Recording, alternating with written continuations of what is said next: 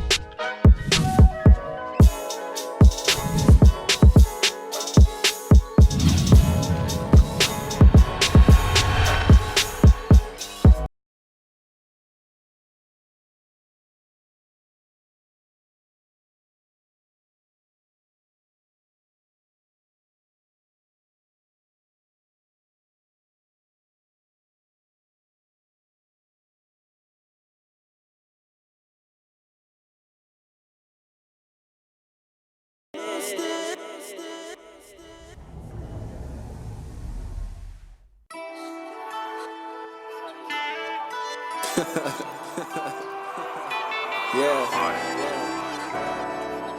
I'm on my way. I'm on my way.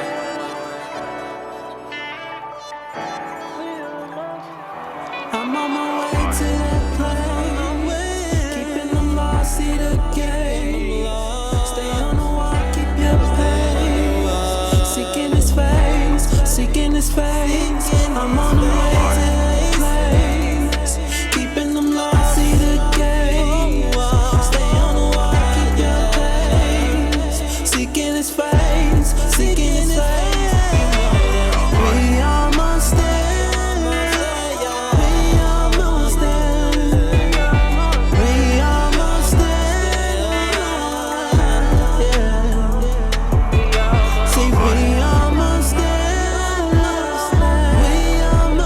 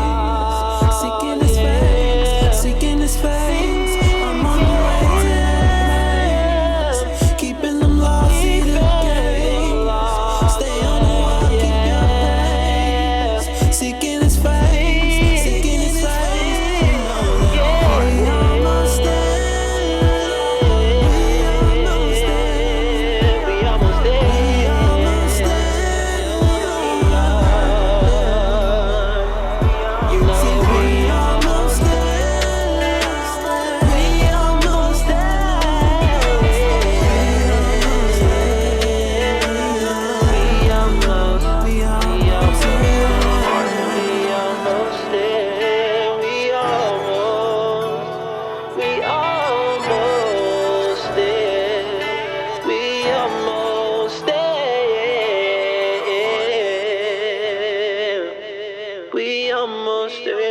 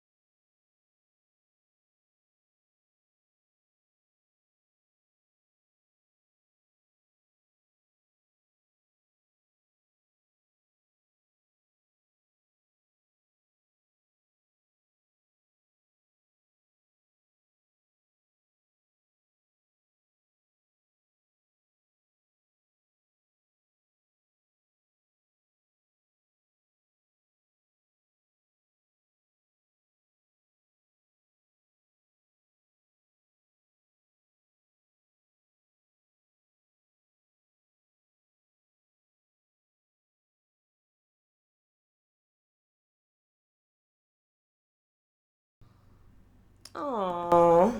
What about now? Can you hear us now? Can you hear us?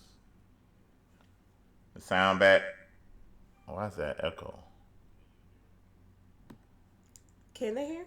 I'm not. I haven't got mine I can pulled hit up on yet. that. Is that echo? Is that echo? We good? Oh, I got all these pillows. We good?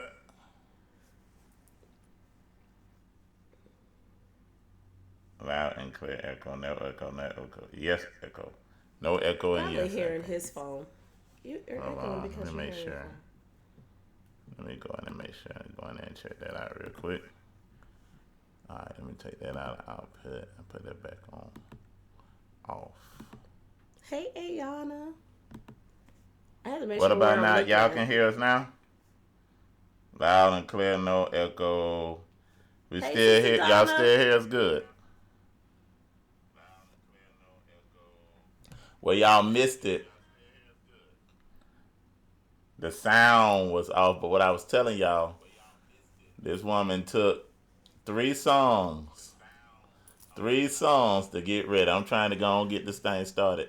Y'all, 3 songs, and she's still talking about I'm I was starting before fixing. her on Yes, this but Sabbath see, day. he tried to go ahead and get started. He said, I'm just going to, you take it too long. I'm going to go ahead and just greet everybody. And then the Most High smited his eye. He smited I me. rubbed something and got the burden. Ain't no spider no eye. See? And then the sound wasn't working. So, men, be patient with your wives. Now. Yeah, that was your side. Let the show start. All that extra. All right, let's say shalom to everybody. And we're gonna get started because we know Josh gonna be coming on in a minute, so we want to make sure we get started. So, shalom, Myra Burrows, Melissa Brown, Miranda Turner, Brother G, Torres, Tiffany C. Pratt. All right now, Ayana, shalom, Ayana, Augusta Rebirth, Donna, Augusta Rebirth, C, Karima. I sent The you a Most High text, have Donna. been the Most High has been kind. CH. If y'all get a chance, go ahead and share this on your social media, real quick. Y'all be praised. Shalom, Gwen. I'm that bad with names, y'all. Gwendolyn Walker. I think I did that right. Takora Pickens. The Most High. Jessica y'all. Catrice Young Long. Put some Spanish on that I'm thing. telling you.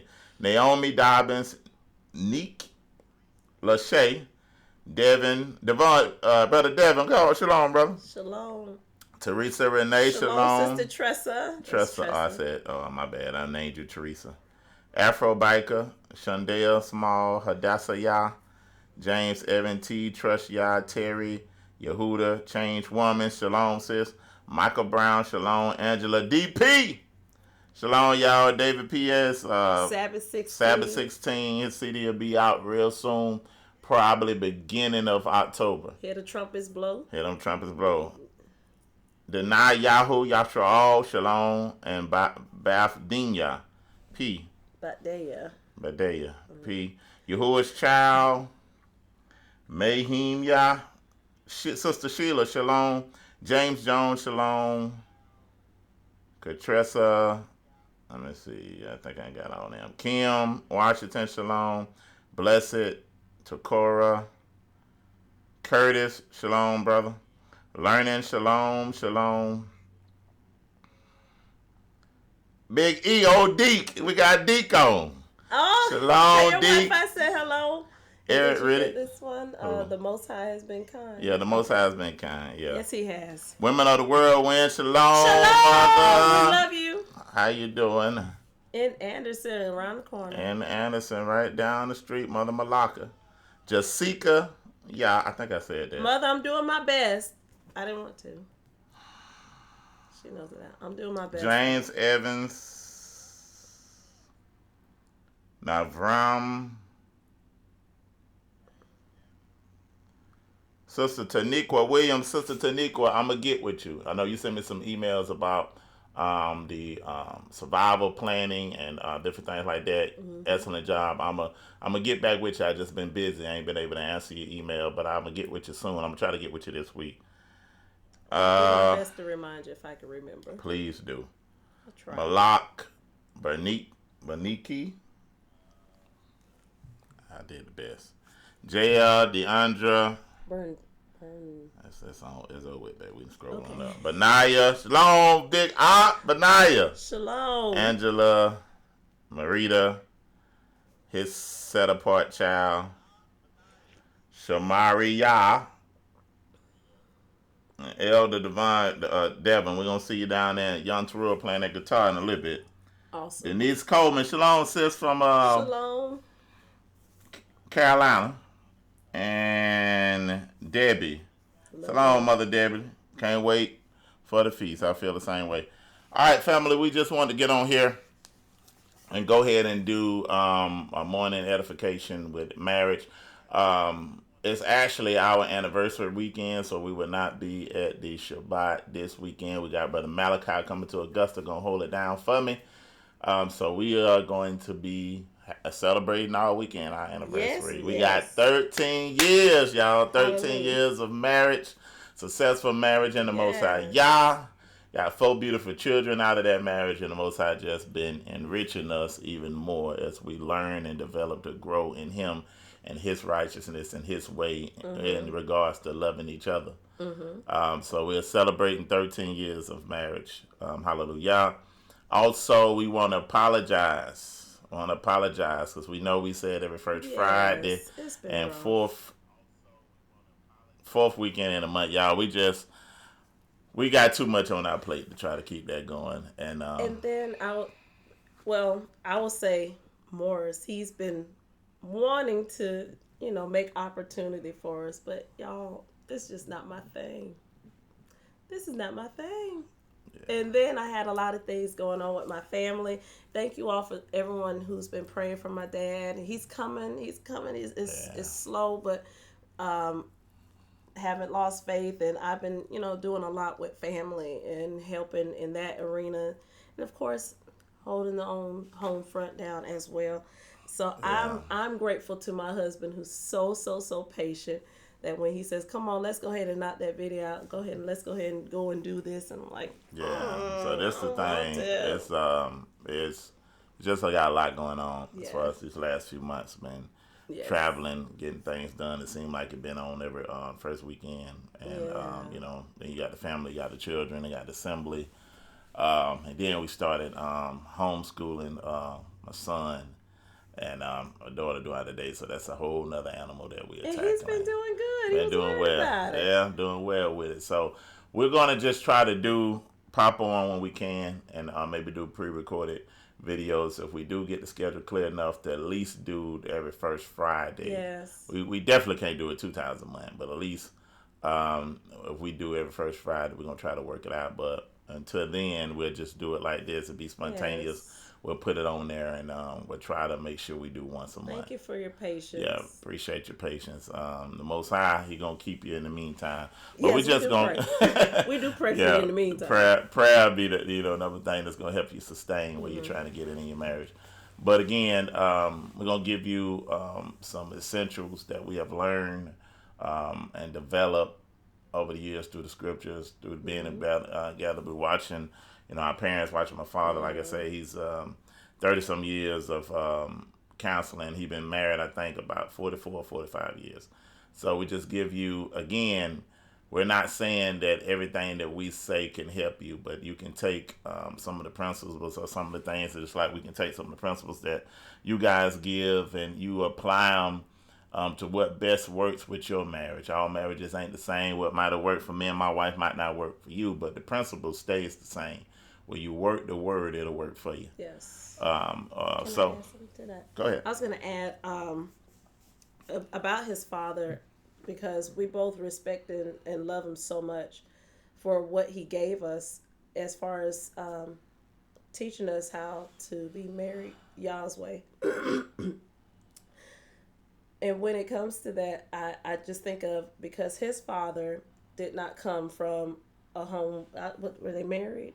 Were they married or just living together? Who? His mom and spouse. No, his mom and dad. His daddy was born out of a relationship that they weren't supposed to be together. So he but ain't meet. The stepdad, were they married? Yeah. Okay, so he didn't come up with seeing biblical marriage. Didn't come in the world in a honorable fashion, but I just always think of the fact that because he did not see a model of a father, he didn't see the model of a biblical marriage, how it's supposed to be. He took the time to say, Father, show me in the word how I'm supposed to be as a man, how I'm supposed to be as a husband, how I am supposed to be biblically to my family. And because of his initial hunger and desire and start, it gave us like a light years head start on when it comes to marriage, because we were able to enter into a union with knowledge, with information, with something behind us to stand on. And so I always love and appreciate what he gave us, because now look what we can do for our children, where they could see how marriage is supposed to be, not mom and dad fighting, not talking to each other, not the parents valuing the children more than we value each other. My children know in a minute, it's mama and daddy. Y'all not coming in between us. We love y'all, but we're gonna be sending y'all off when that time comes, and we're gonna be rejoicing and together. That's right. But I just think about, if we just think about those things as being married, what we're doing in the future, outside of being selfish of how I feel. I don't like how that was done, and I don't like this, and I don't like that. But what does the scripture say biblically, how we should approach marriage, how we should approach situations when there are some, to please the Most High, so that we can establish something for our generations. That's I right. appreciate his father for going in the scripture and wanting more for his family, for his wife. No. And now he's began a lineage, because I'm truly blessed for what they have done, the sacrifice his mom and dad did inside of him, because he's an awesome husband. I can attest to that. So I'm done. Hey, Sabrina. You keep on laying it on. What else? I'm an awesome husband. And you're so wonderful. He's so patient, y'all. Even though he tries to get on there, he's so patient, so sweet, so strong. Just cutting up, man. I'm just cutting up. But that's what she said is correct. He grew up in his household was just dysfunctional. He hadn't seen the man being a husband, had seen a woman being a wife, and he took it upon himself to not make that an excuse and to change the generational curse that would come down. You don't change the curse by hollering and yelling, curse be gone, but you identify it, you renounce it, you expose it, and you decide to do different through the Ruach. And you study to become what the scriptures say. You don't just read, but you study for the word to be written on your heart so you can become it. So that's what he did. And then we have a next generation of what he developed. And then he has a ministry where he went all over helping people marriages and develop people marriages. and he didn't wasn't raised that way. So, your background, your experience has nothing to do with the desire for change. Stop making that an excuse. Exactly, to want a marriage to work. Because if you want it to work, just like anything, we do what we want it to do. But it's just like this. If we go to college to get a four-year degree to become an expert in a certain field, then we need to do the same diligence with becoming a better husband, a better wife, a better communicator, a better this, a better that. So that's what we're going. So now, let's get on into the lesson so we don't be long. I like what Sister Sheila said. Sister Sheila said we ain't got to do. She said 30 minutes is good. Okay. Once a month. Okay. So we're going to try to, Mother gave us a little wisdom. Mother Sheila gave us a little wisdom. We're going to try to work that out. Yes. But we long-winded. So that's the problem. That's the problem. Mother, pray for us. We long-winded. It's like, I don't like to do, these type of the lives where I'm on it, because I'm one of those people who overthink about a lot of stuff. Y'all just pray for me. I'm working on it. But what you call that thing? Introvert. I am. I didn't even know what those things was a thing. He didn't believe me. Introvert and an extrovert. Because Morris is like an extreme condition. Extrovert. That sounds like a medical condition. Introvert. Extra. All right now. Anyways. But that's a real thing. That's a real thing. And he's an extreme extrovert. Yeah, that's true. All right, now let's get on to it. All right, go ahead. Go ahead. What you gonna say? I was gonna say, I don't like to do these things, but I do like talking about marriage.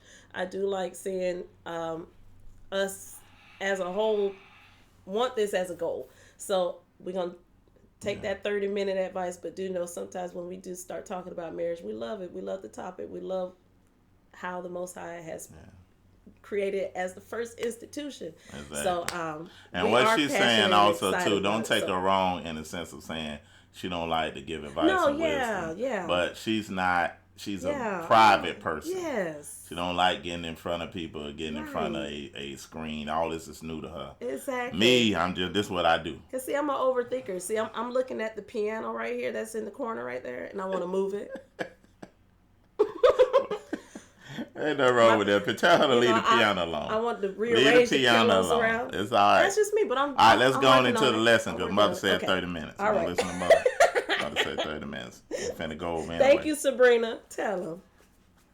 All right, so we got here Genesis 1 and 26. Okay, you keep that on yours. All right, Genesis 1 and 26. So let's go there and see what it says. You see it on your screen. No, you keep that. And it reads, read that.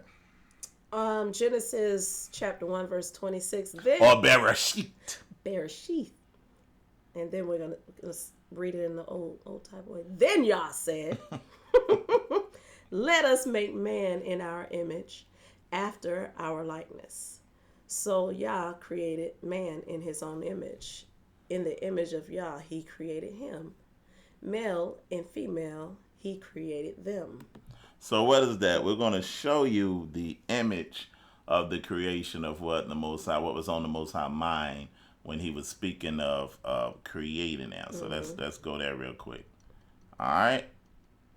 Let's look at the physical makeup of a man and the Most High mindset of that. All right. So Yah's image, the image of Yah through man. Now you look at this being that's called a man. The first thing you'll notice about him is his physical strength.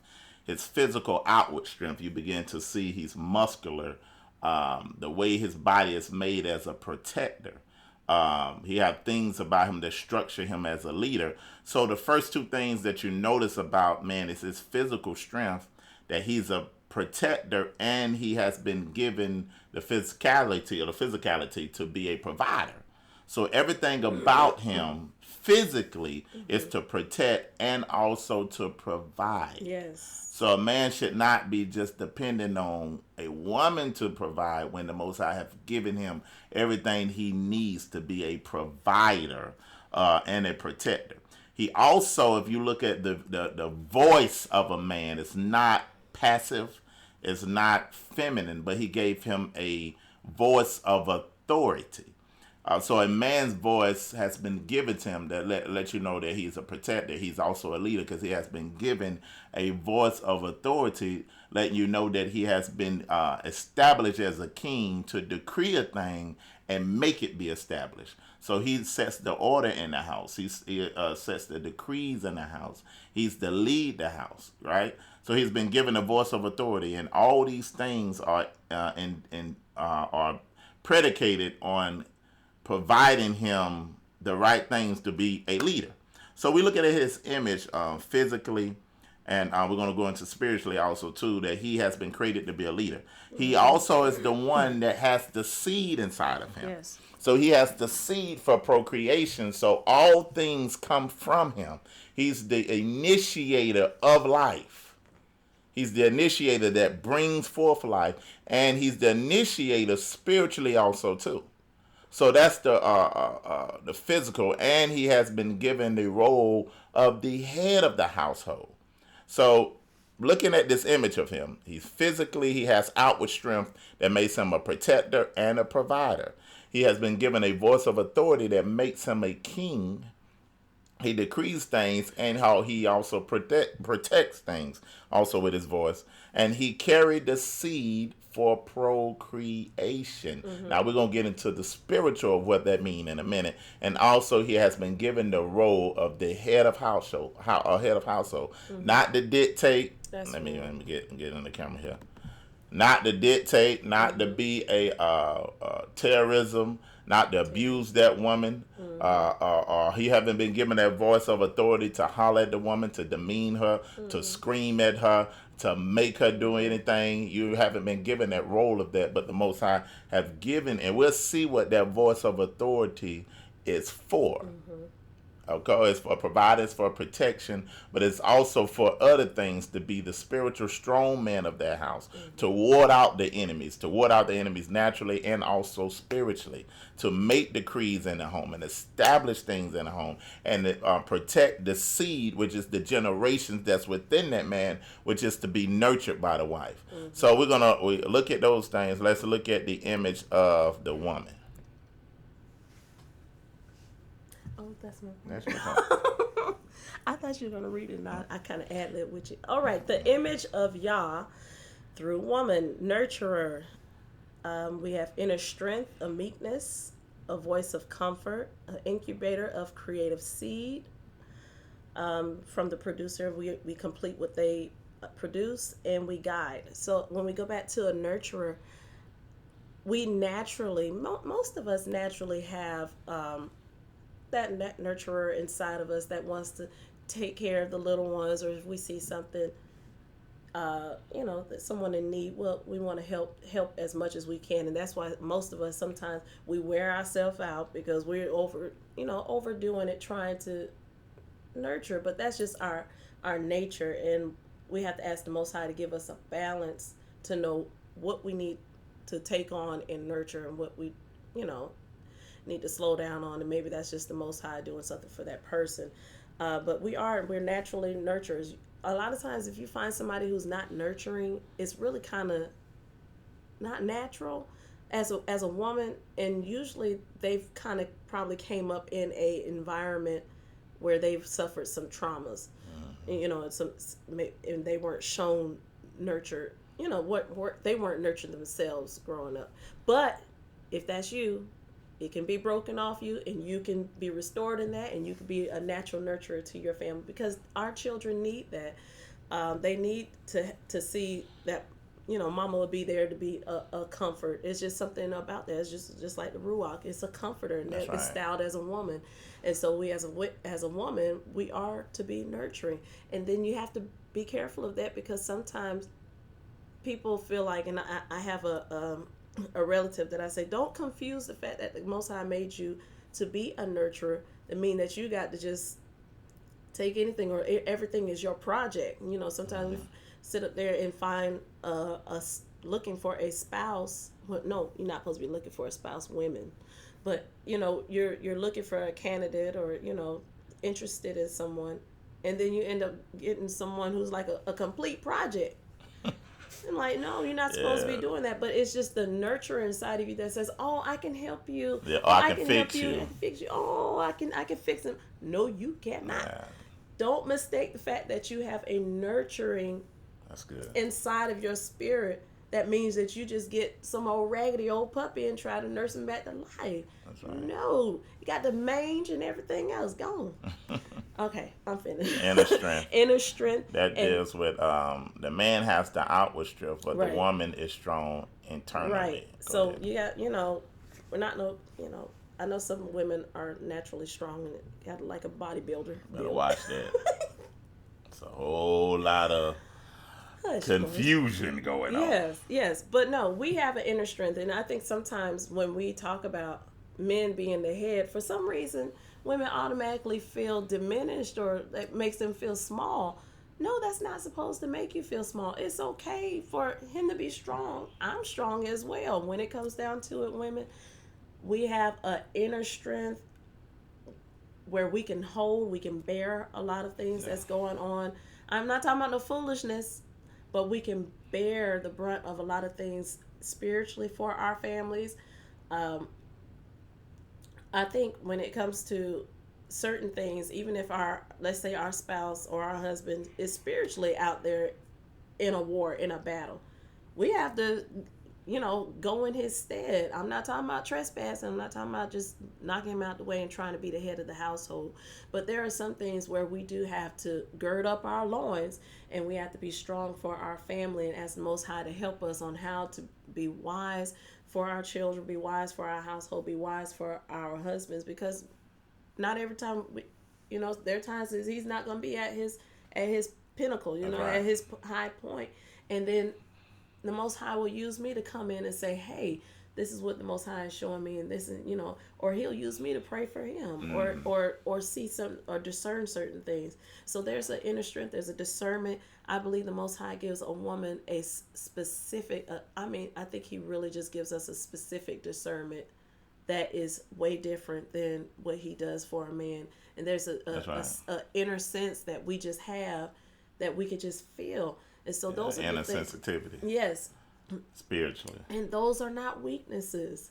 Just because, and I think because sometimes it's not broadcasted, your strength is not broadcasted like a man, or maybe it might not be celebrated like a man's. That doesn't mean it's any less important. That's right. And it does not mean it doesn't have as much strength and as much force as it would outwardly. That inner strength, appreciated. The meekness, what is that? Power under control. Mm-hmm. So that's a good definition of meekness, power under control. So knowing how to, because women, we are powerful, and we do have to know when to use our strength, when to use our I call our little powers, because we do. We have to know when, so that we don't abuse it. If you understand it. And then that nurturing also goes back to, like, especially two ways. Like if your husband is spiritual, you nurture the gift that he has. A lot of times after I done went somewhere and prayed for some people, or cast out some spirits, or prophesied, my wife, immediately after that, she'll come and she'll nurture the gift, what it's doing. She'll come to me and she'll pray virtue back in my body. She'll begin to pray over me. Sometimes I'm asleep, and I notice her hands rubbing on me, and she praying for me. And I'll wake up thinking we finna do something else. But she just be praying over me and nurturing that gift, because that's part of y'all nature. Nature. Also, if your husband is not spiritual or on that level yet, you have to use that inner strength that's within you, that meekness that's clothed with humility, being able to speak with him with words of comfort and nurture the thing that is lacking in his life. Don't look at where he is now, but look at where you believe that he's going to be. That's how the Most High look at us. He don't look at it as our now, but he look at us by what he has declared about us. That's why he said, look not at the things that are seen, but because the things that are seen are what? They temporal. It's not going to always be like this. But if you do what you do, supposed to do 100% in relationship with that man, the Most High will step in and begin to cover you, because he said he watch over his word to perform it. So when you become his word, then that means he's going to watch over you. and perform the things that you desire. Either he's going to perform it or he'll move things out of the way. So either way, He will. he will, not you. Don't do stuff. Allow him to do that. You know what I'm saying? But use your inner strength and voice of comfort in order to get that man according to where he's supposed to be. Not through fussing, not through a whole bunch of talking, but through praying, through fasting, and lifting him up. Yes. Highlighting his strengths that's within him. Not settling for anything. Not allowing somebody to put their hands on you. Now, because we got to say that. Not allowing somebody to cheat on you consistently and you get comfortable. That is not inner strength right there. That is not doing what the Most High wants you to do. So these are the things that we wanted to speak on. So we're still speaking on the woman. So the next thing is the voice of comfort. I think that kind of goes in hand with what we were saying.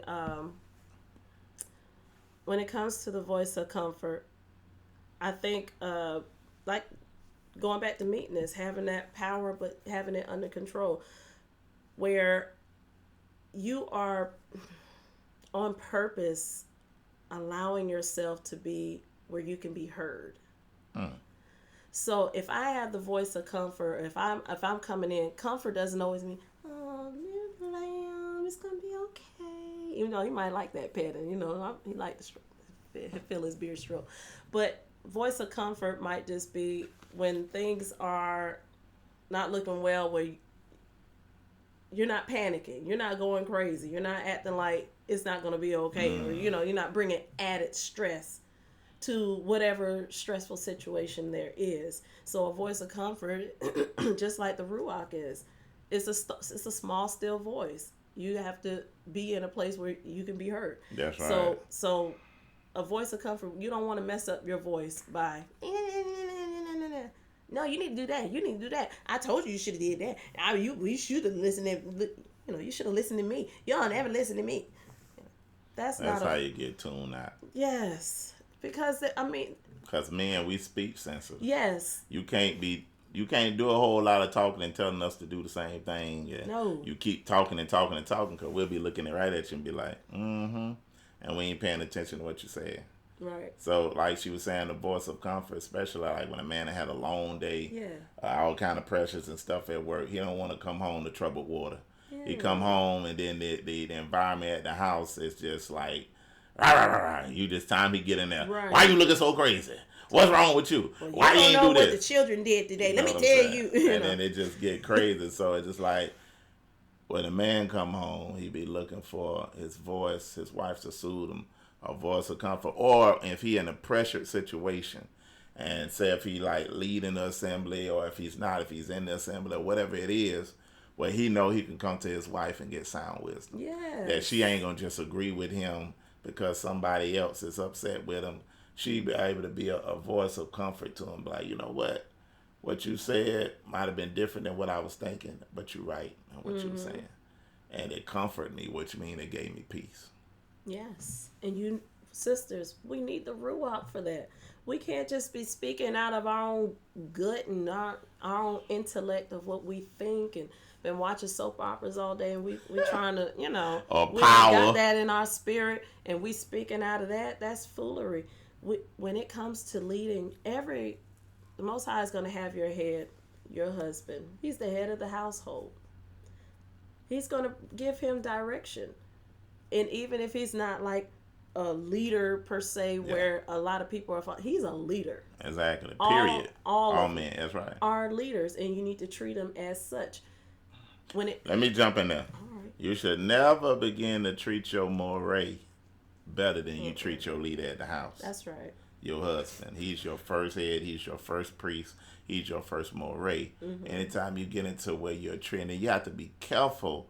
Even being in ministry together, because sometimes we could be in ministry together with each other, and we spend more time with outside people rather than our husband on situations where all the time they see you. And that's why I try to be careful. Me and some of the other morays talk about this, where we don't want our wives to always see us on the phone with somebody else. Right. Don't want our children to always see daddy on the phone counseling or on the phone with somebody else. It has to have a balance with it. It has to have a balance. You know, of course, that the spouse got to look at and say, okay, my husband or my wife is in ministry. Right. People going to call them. I can't be so selfish that I take away from the effect of the ministry. But then I got the balance where I don't, because I have to learn that, because y'all know we do a lot. But I have to balance, so I make sure that I ain't taking away from our time. Because anything that you begin continuously practice, you perfect. So if you practice and doing things apart, you will perfect that. And then when people have perfected doing things apart, without knowing it, then they put all their value on their children. And then when the children leave, then you got two people that just in a relationship, but they don't know each other because they so used to doing things separate, away from each other. So it's a balance with all things that you got to bring. You got to have with each other. Absolutely. So like we were saying about the voice of comfort, like I said, you need the ruach so that you can say what is appropriate. And that's not just saying, well, the women are only supposed to be doing. No, we're talking about women right now. Because don't we do that? Don't you find people where you're trying to explain to them what we should do as women, and then they just like, well, he got to do something like it. Sis, we're talking about women right now. We were just talking about the men. We're going to talk about the men again in a minute.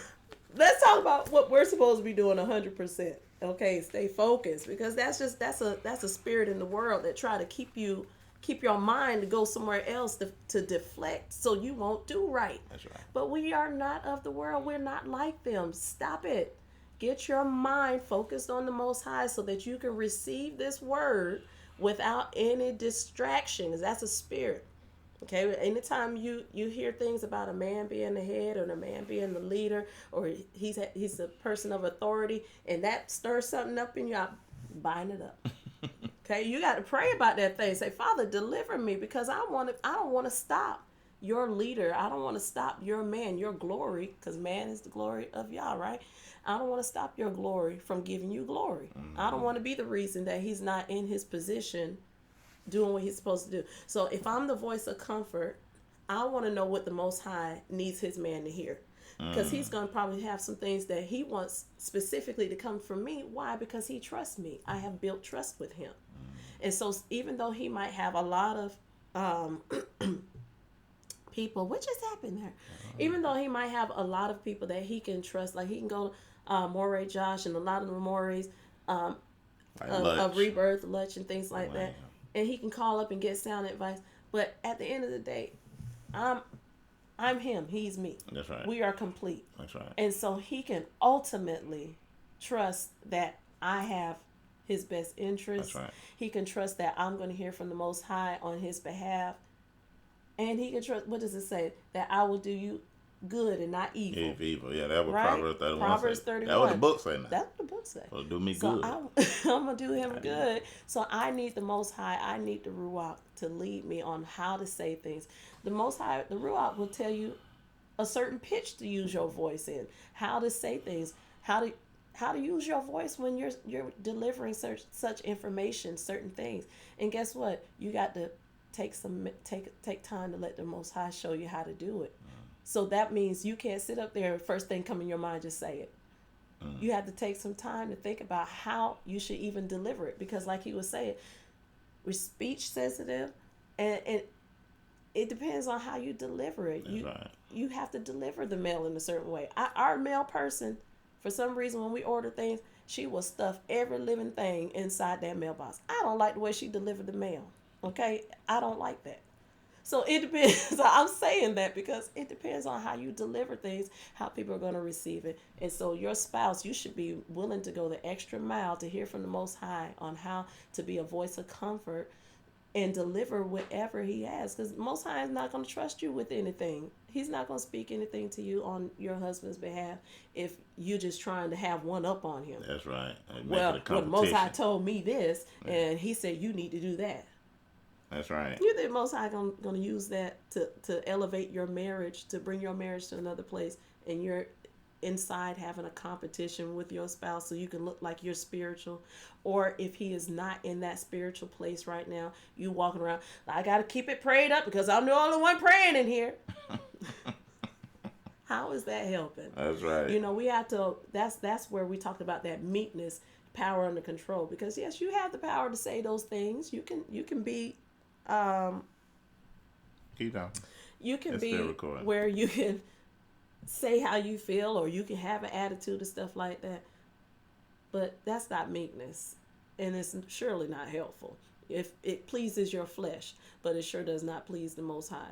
So don't feel like you're being a weak person because you can't say certain things, or you have to take your time and really ask the Most High in the Ruach to show you how to deliver certain things, how to say certain things, how to even present your body, present your attitude, your spirit. It stopped streaming. It stopped No, streaming? it's still streaming. It says offline? Oh.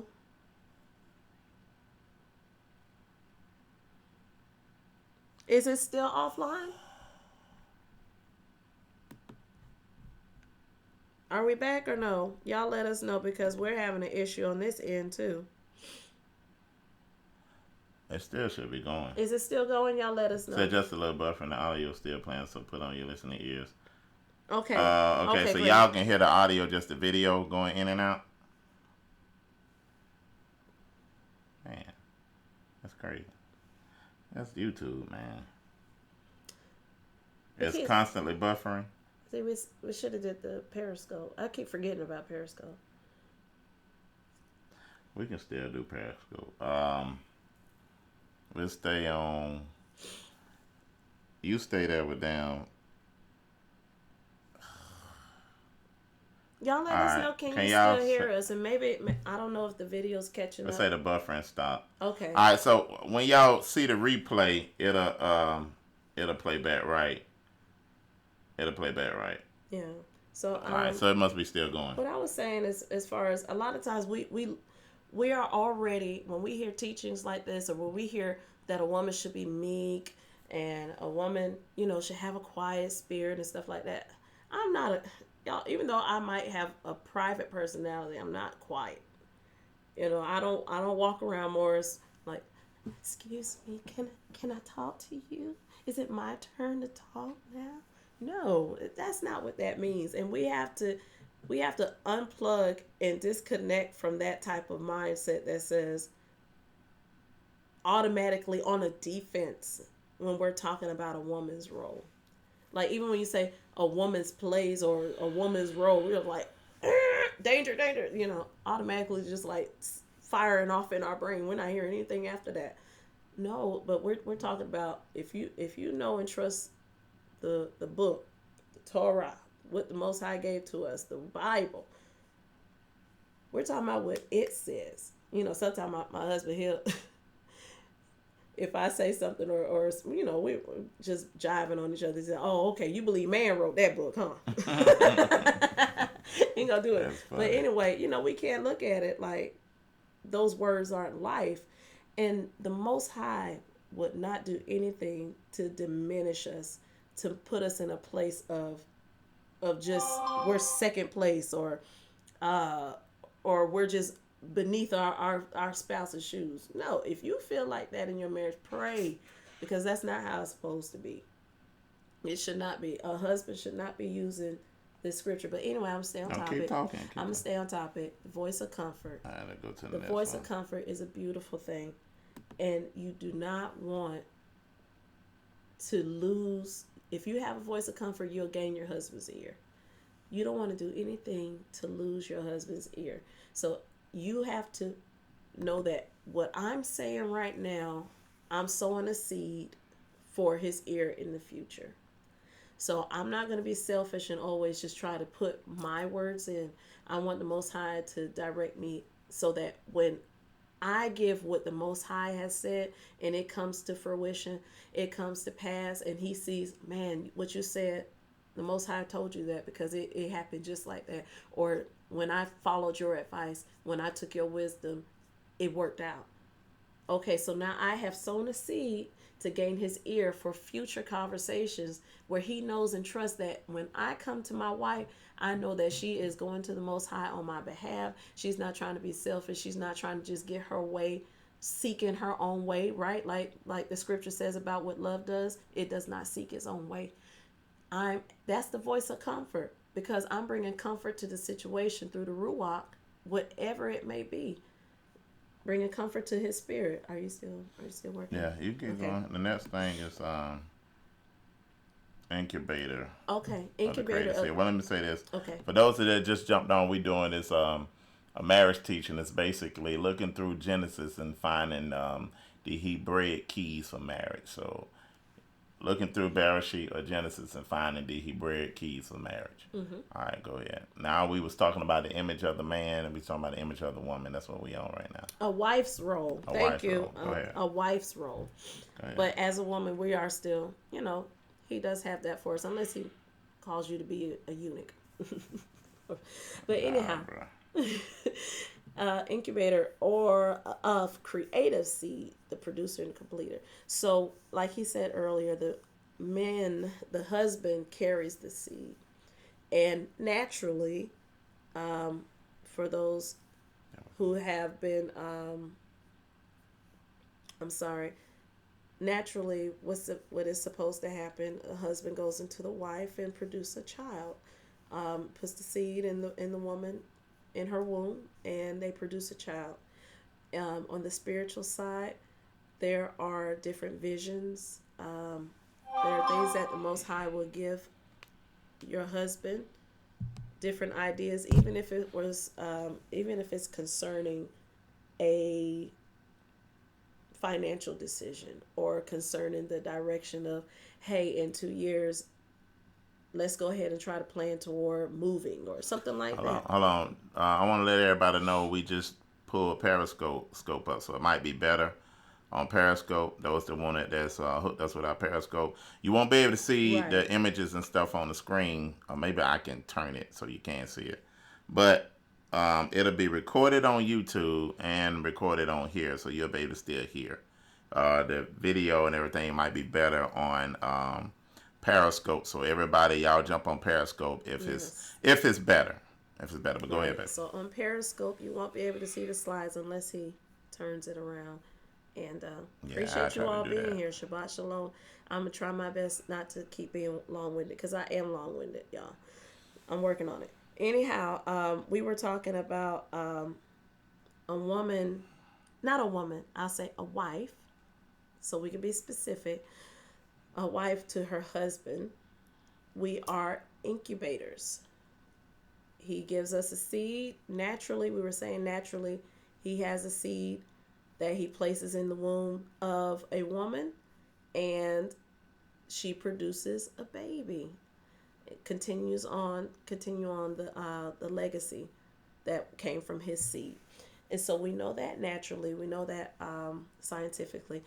But when it comes to spiritual, there are certain visions that the Most High will give your husband. Why? Because he's a leader, and he wants your husband to be a leader. He created him to lead, so he's going to give him specific things so that he can lead. Don't fight that, okay?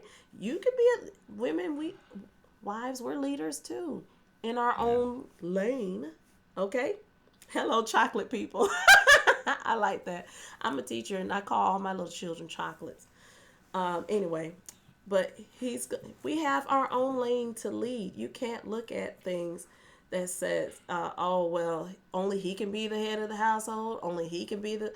If y'all don't get that spirit off of you in the name of Yeshua... That's European American thinking of woman, where you don't value the way the Most High set things up in culture. You make it a competition. And we ain't never used to be in competition. That's feminism. Feminism, American way of life. It's a strong spirit. Yeah. Y'all got to watch that spirit of feminism, because it will jump, all right?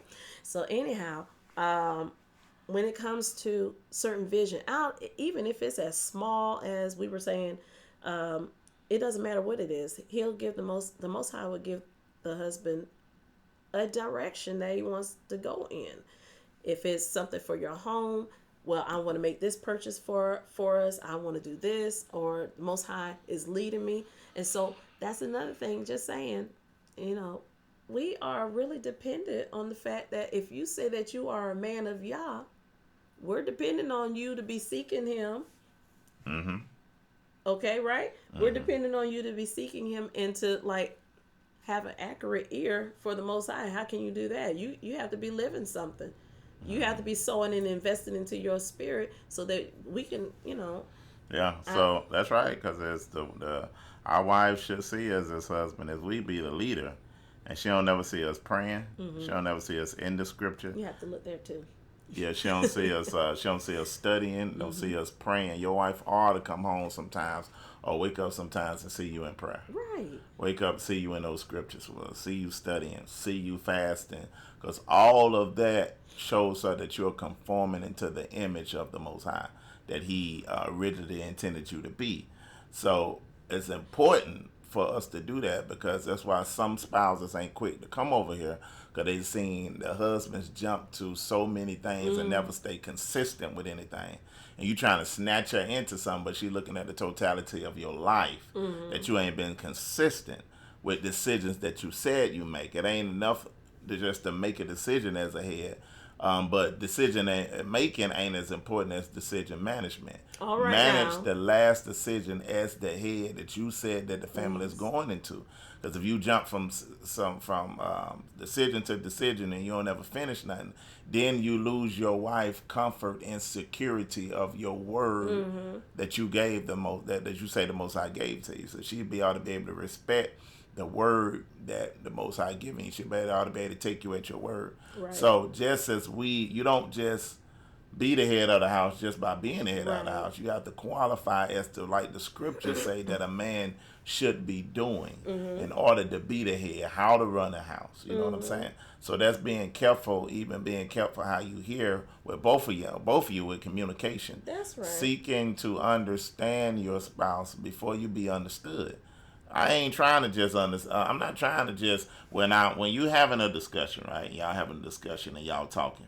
A lot of times walls is up before you even conveyed your point. Can before I put you this up there? No, it ain't It's gonna not fit gonna up there. It's not gonna fit in this little spot right here. I can't. Well, you can try. Okay, I'm gonna try something so and that I think it's we gonna won't be be on looking top in. of that. I don't want us to be looking in two different directions. that's No. gonna be too tall. Okay. All right, we're gonna try. I'm just trying to, cause that's see, being Eve, messing with stuff, messing with stuff. Okay, he put it back. So know that we have the camera here that's doing YouTube. This YouTube and this Periscope. And this is Periscope. So if we look like a tennis match, that's why. So anyhow, see, that's why I don't like to come on and do stuff, because I overthink and mess with stuff. That's how Eve got in trouble. I'm working on it, y'all. I don't want to get in trouble. What were you saying though? You said decision management. Yeah, decision management. I think YouTube is really frozen, I think. But decision management, where in a sense of where you're listening to each other. Now, when you listen to your spouse and you communicate with them, you always have to seek to understand before you be understood. And what do I mean by that? You have to be careful how you hear. Say la. You got to be careful how you hear. Most of the time, when two people are talking, you either hear with an ear of offense, where I'm getting offended by what you're saying, or you hear with an ear of defense, where I'm getting defensive, where I'm trying to protect myself and protect my actions before I even clearly heard what you're saying. That's why it's important to be to listen clearly and understand what they're saying before you give an answer or you make a decision. That's why sometimes, when me and my wife talking, I repeat what she said so I can hear myself saying it, so I can be like, okay, now I understood what you're saying. Because you got to remember that we're not coming from a heart of, well, I'm trying to intentionally hurt your feelings. Right. I'm trying to intentionally hurt you. I'm trying to make or harm you. That ain't our intention. So you got to be able to listen to your spouse with a ear of unconditional love and submission, in a sense where you're trying to understand their heart. You hearing what they saying and hearing behind what they saying. Because sometimes your spouse might not be able to articulate their feelings. So what that scripture says, man, know your wife according to knowledge. Yes. I've been studying this woman enough to know what her heart is saying, even behind what she's saying. And they take time. They take time spending together, listening to each other and learning each other. Because in the end, I'm not trying to go out there and start all the way over, have a whole nother. This relationship right here, I ain't got no other options. This is how you got to live in your marriage. Right. A biblical Torah-filled marriage that you done been led by the Most High. Yes. Where you ain't looking at, hey, if this ain't work, I'm going over here. That ain't working. I'm going to work this thing, and the only way this thing won't work if the Most High separate it. And he would do that. I done seen him do that. If he does it. If he does it. Not you. So Try to understand the act crazy so you can drive communication. them away. Exactly. Because some women do that, and some men do that, where they want to be so crazy and make an issue out of everything because they don't want to be the person that's responsible for breaking up the relationship. And so the most So they act crazy and do everything they can to make that man or that woman feel like I ain't nowhere in the world I be in. The most I watching that now, and he gonna judge that. He gonna judge that. But let's keep going. And I was gonna say this is a great thing for singles to keep in mind, because you don't want marriage to be hard. So you want to be able to be with someone who's already showing some fruit, that they are investing inside of their spirit. They know how to hear from the Most High. They know how to go to the Most High when it comes to certain things. That's why you need time to watch a person. You need to, and I know in this time we'll see somebody say, I know the Most High showed me you. Let's get married tomorrow. No, you need time to really vet that person and see and check them out, because people can put on a face for a good 6 months, now almost to a year. Yeah. Got some good actors out there, y'all. Y'all got to be careful. You really have to, because you're talking about making somebody your head as a wife. That's putting a lot of your life underneath a man, as you place them as a husband, because you said, I love him, I want to be. Oh yes, thank you, Selah Bree. They check them birth certificates. Check them birth certificates, because they starting to cover those surgeries and insurance. Yeah, that's real So tough. y'all make sure you got the right, that person is a man for real. Anyway, right. But what I was saying is, check those things out. Take time to check those things out. Is this person really, a 7-year actor? But if you take the time in the beginning and really, really, really do a thorough checklist. Now that's important. Checklist, because I had you have to write down. I did. You have to write down if you're single, you need to write down or single again. You need to write down what you're looking for in a spouse, right?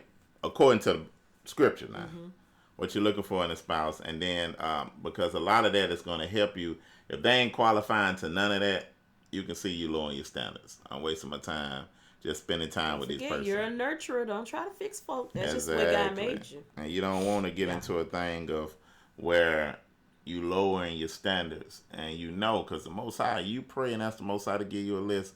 And you'll realize that this person, you'll know when you're with the right person, that this person is fulfilling these things. Now, they might have some areas that they got to grow in, because ain't nobody perfect in that type of sense. Right. But they can have a perfect heart towards the Most High. This is what you want to get men or women. They have a perfect heart towards the Most High, where they want to please the Most High. If a man is trying to have sex with you that in the presence of the Most High, what is that showing you? That he ain't got a high regard for the Most High.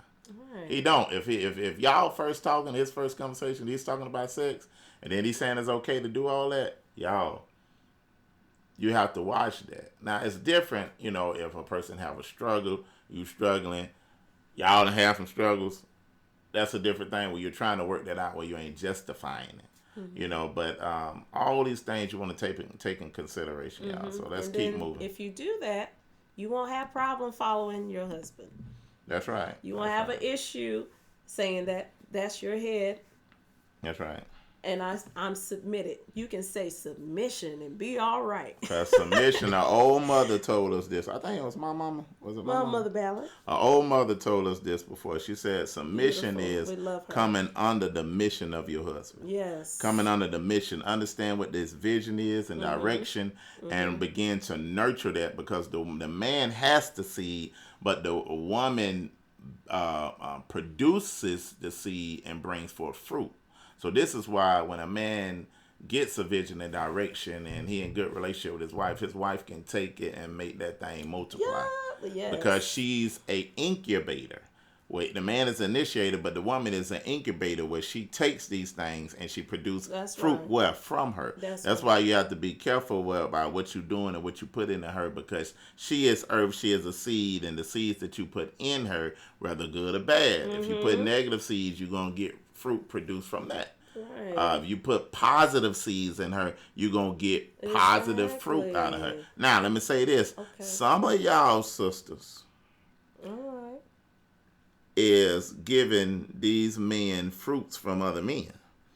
That other man put that negativity, that hurt, that pain, that resentment in you, and that man shouldn't reap that fruit. You got a good man now. Don't make him reap fruit of attitudes, resentment, shutting down because of what Fred then did with you, and you with a new man now because of this other man then put inside of your earth, in your body, and this good man now, because of your fears, have to bear all this negative fruit. Allow men, wash her, like the scripture say, with the water of the word, and watch the fruit be developed out of her. You see what I'm saying?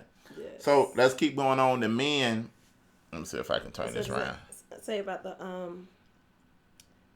incubator. When it comes to you don't want to make each other's job hard. Like if you know that I'm going to take whatever the Most High gives you, you trust your spouse with it. When it comes to incubating whatever vision that the Most High gave him, and like I said, the Most High is has already created the man to be a leader when he is a husband. And if you have taken the time, like we said earlier, to see if that's really what you want to get into, then you should be comfortable with knowing that this person that you've chosen as your spouse, I know that this is a prayerful person. I know that this person loves the Most High first, and so he's going to do everything he can to please the Most High. And I can that way you can trust. You're not trusting him.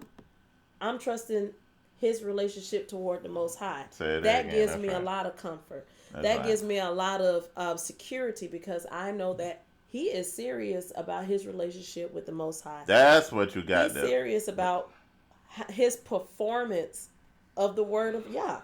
So I am blessed and comforted to know that if he says something, and I know in the beginning stages when we're learning how to hear from the Most High, sometimes we might miss.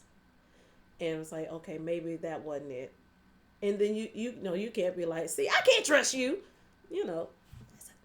That's satanic. Anyway, but you still are there, even if you have to go in the trenches.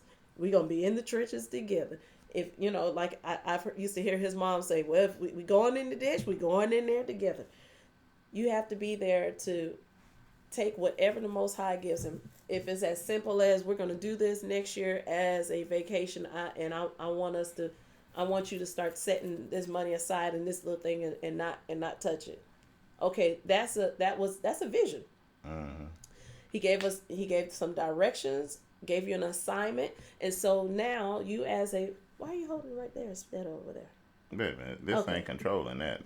This is controlling that. See, I told y'all. This is I'll be worried about right stuff. here. I'll be worried about finish stuff. your thought, anyway,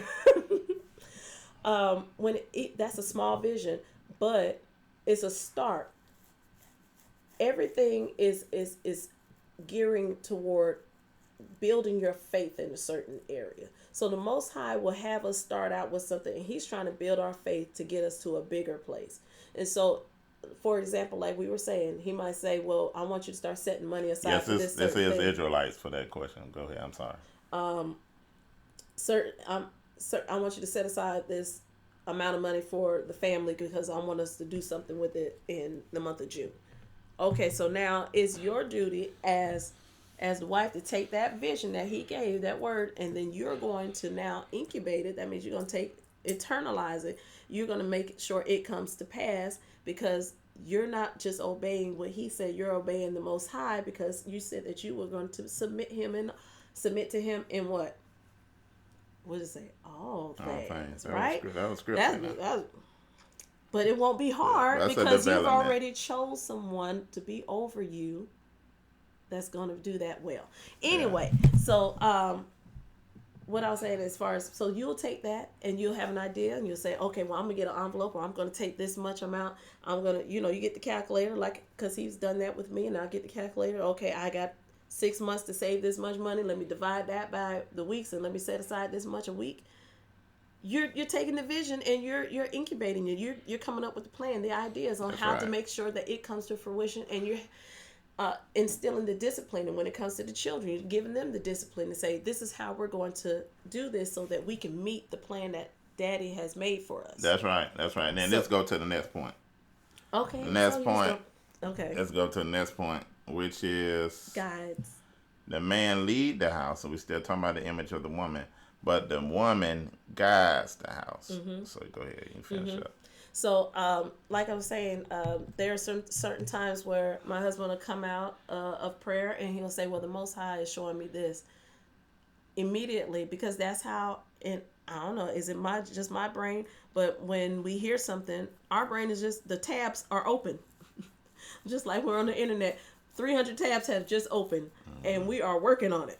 Because that's the way that he made us. He made us to be creative, to have a different type of vision where we can see, I see the plan. Here are the ideas and the tools on how we're going to get there. Get it done. And look, we'll put some sauce on that thing. We'll have it all wonderful and everything, because we want to be pleasing to the Most High, and we're excited that our spouse, our husband, has a plan. Right? That's true. We want you to have a plan. You gotta have a plan, man. Okay, you said we want.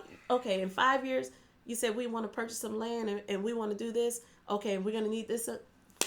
Say no more. And we're in there. We're going on there. Try to find out different ways. And now we're coming up with ways on how we can cut this and do our grocery a certain way. And overall, we're doing all these little small things for the bigger picture because we got a plan. Yeah, and all these, just like the sister was just saying, all these plans, everything has to be, of course, if this people that's following the Most High, of course, the plans are going to have to be towards the Most High. What if your plans are not the same? Then you have to defer to what the Most High said, where He has the man to lead. But what you do, you give your wisdom and your insight. Even if you see something different that He might not be seeing, you speak it, and then you pray on it. Yeah, speak and let the Most High, because what we got to get out of doing is trying to make each other do something. One of the greatest things that the Ruach, which is the Holy Spirit, showed me how to do is shut up. Quit talking. Me too. Don't do that. Because I know how she's thinking. I know how he's thinking. Right. And if you let me do my job, because I'm the one that has been sent to bring conviction, not you. So you can say a thing, and if it's coming from a pure heart through the Most High, it will be heard in time. Even if you have said it, and then that man be like, I ain't doing it, I'm doing something totally opposite. I'm doing what I want to do. The Most High break that down. Yes. Because the Most High is the one that breaks the stony heart. Not you. You know what I'm saying? But you want those that are not married. You want to be able to get a balanced man. A man that's not dominating over you. And you are able to watch that in his personality. So, another sister asked, well, what do you do if the man have done the most hurt? In that case, you really have to ask the Most High. You have to slow down. I gotta just pause altogether. Exactly, because some of these things, as far as with plans, you'll need to be going for until you allow the Most High to deal with you and ask Him to heal y'all brokenness, to heal your relationship. First, to ask you to allow the process of forgiveness to start in you. Because you can't just forgive like that. It don't just work like this. So the process has to start in you. And you have to ask the Most High to help me to come take my pain. He said, come to me. Yeshua said, come to me, all those that are weak, meek and lowly, and I will give you what? Rest. And rest for what? Your soul. Because our soul is the areas where we have our most hurt in. Yes. Your soul is your will, your mind, and your emotions. Your emotions have chambers of hurt that's within it that the Most High has to send through His Spirit to come and weed out of those things. And it takes a process of time. So you have to slow down from plans and just get to praying and ask the Most High to bring healing to your relationship and healing to your heart, and look for the fruits of repentance in your spouse. And the Most High, He'll bring those things to flourishing. But if you ain't got nothing else to depend on, the last thing you depend on is letting time be your ally. That's right. It's time. Because time got a way of vindicating things. Time is a gift that has been given to us from eternity.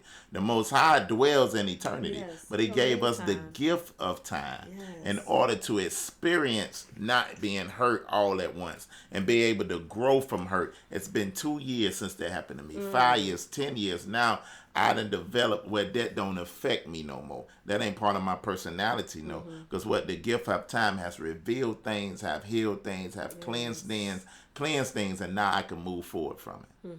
All right, so let's keep. Go ahead. I want to speak to that where when it comes to, because we as women, we can hold on to some things and like really nurture it. We can nurture hurt.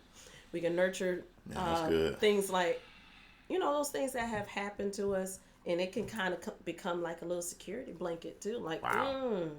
I need to keep this, and you've gotten so used to it. That's just a part of you.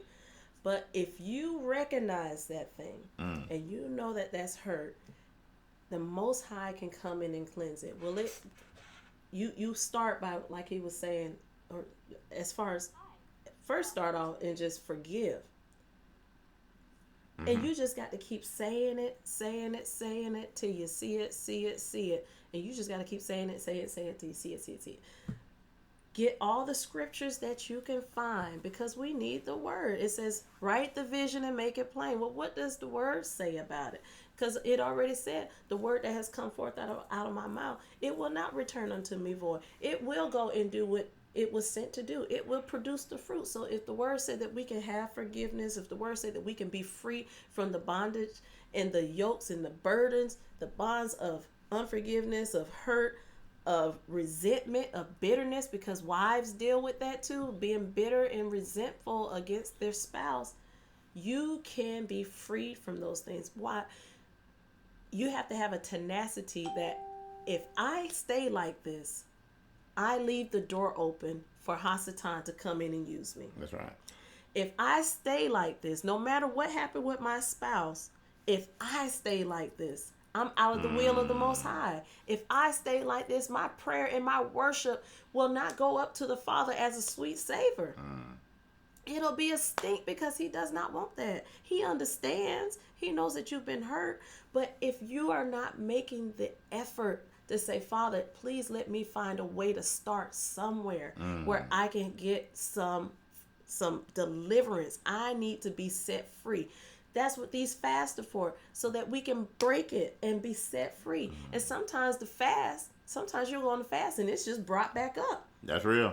That's real. And it's like, right. while we're here, boom, you forgot about this, or you push this off to the side. And, and I know he was speaking of time, but he's speaking in the sense of you have asked the Most High to help you and get delivered. And once that deliverance come, over time, it gets better. But sometimes, we have taken time and said, I'm just going to push that back. But you're still bitter. You're still hurt.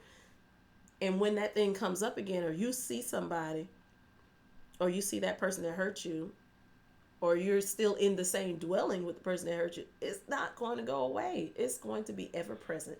So for an example, I had a situation. It wasn't something that happened in marriage, but the point is, it's something that happens in your spirit, and that you have to get it out with, like, expeditiously, with a tenacity. You have to be like a bulldog about getting this stuff out of your heart, out of your spirit, because you can't serve the Most High like this. That's right. Now, I had an offense that happened between me and another sister, and it was, it grew and it grew and it grew and it grew, right? And it became like a real issue, and I was harboring a lot of stuff. It took me I was listening to a message, and it was about offense, the spirit of offense, and how that was it was called beta Satan. But it talks about how Hasatan uses the spirit of offense to plug those seeds inside of you so he can start having a harvest inside of you. But I listened to that message on repeat, I think about 3 days, just nonstop. I purposely listened to it because I said, I got to get this off of me. I got to keep hearing this word. Faith come by hearing, ing, continuously. Faith come by hearing and hearing and hearing and hearing. I had to keep hearing that word. So if you're going to hear a message on forgiveness or read to yourself, read into your spirit, sow that stuff into your spirit, it'll produce fruit. If you put it in your spirit, if you put it in your ears, reading it out loud and saying, I forgive. I'm Christy and I forgive this person because this and that. And I'm not going to allow a place in my, you to have I'm not allow Hasatan to have a seat in my heart where he can dictate and direct me, because what heart is deceitful and wicked. That's why, because we put all this emotional and all this stuff and just let it set up camp inside of us, and it just starts steering us after a while. And it does it so much that you don't even realize the difference between you and Hasatan, because y'all just, you're one and the same. you know. So if we take into mind, because things happen, I do know there are hurts that happen, but at the end of the day, we have to ask the Most High to give us the power through His Ruach to seek forgiveness, to seek to be able, because forgiveness is for you. That's right. Forgiveness for you is when you understand that. I heard the statement that unforgiveness is like you drinking poison, hoping that your offender dies from it. And the greatest thing about forgiveness, that it's a release of a prisoner, but when you understand that that prisoner was you, that's where true freedom comes in. That it's released from you being a prisoner to your hurt, a prisoner to your pain, a prisoner to your resentment. All those things stifles your growth, stifle where you're going, you know, where you're trying to develop to, because the Most High, in the end, Most High always compares it like this. Most High says, how can you not forgive when I done forgave you? Nobody ain't did nothing to you that you ain't done to me. He said, like, how are you, me being great as I am, and I forgive you, but then you hold on to your pain? He said, I release the tormentors to you. And those tormentors will torment your mind, where you don't see growth and you don't see development. Every time that you move forward 5 steps, you'll come back 3 steps. Because what? There's resentment, that pain, it'll paralyze you.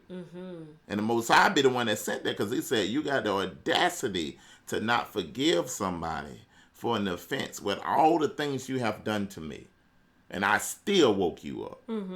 I could have left you out there, but I still, at this moment in time, with all the stuff that you done against me, I still called it my duty and be mindful of you to wake you up, bring you out of deception, and put you on the rap track. That's why He said, give mercy that you may obtain mercy. He said, be like your heavenly Father. That's how you become children of your Father. You be as me. You see what I'm saying? What does He do? He say He rain His goodness on the just and the unjust. You know how many people blaspheme Him, do all type of stuff against Him, but He still rain goodness on them.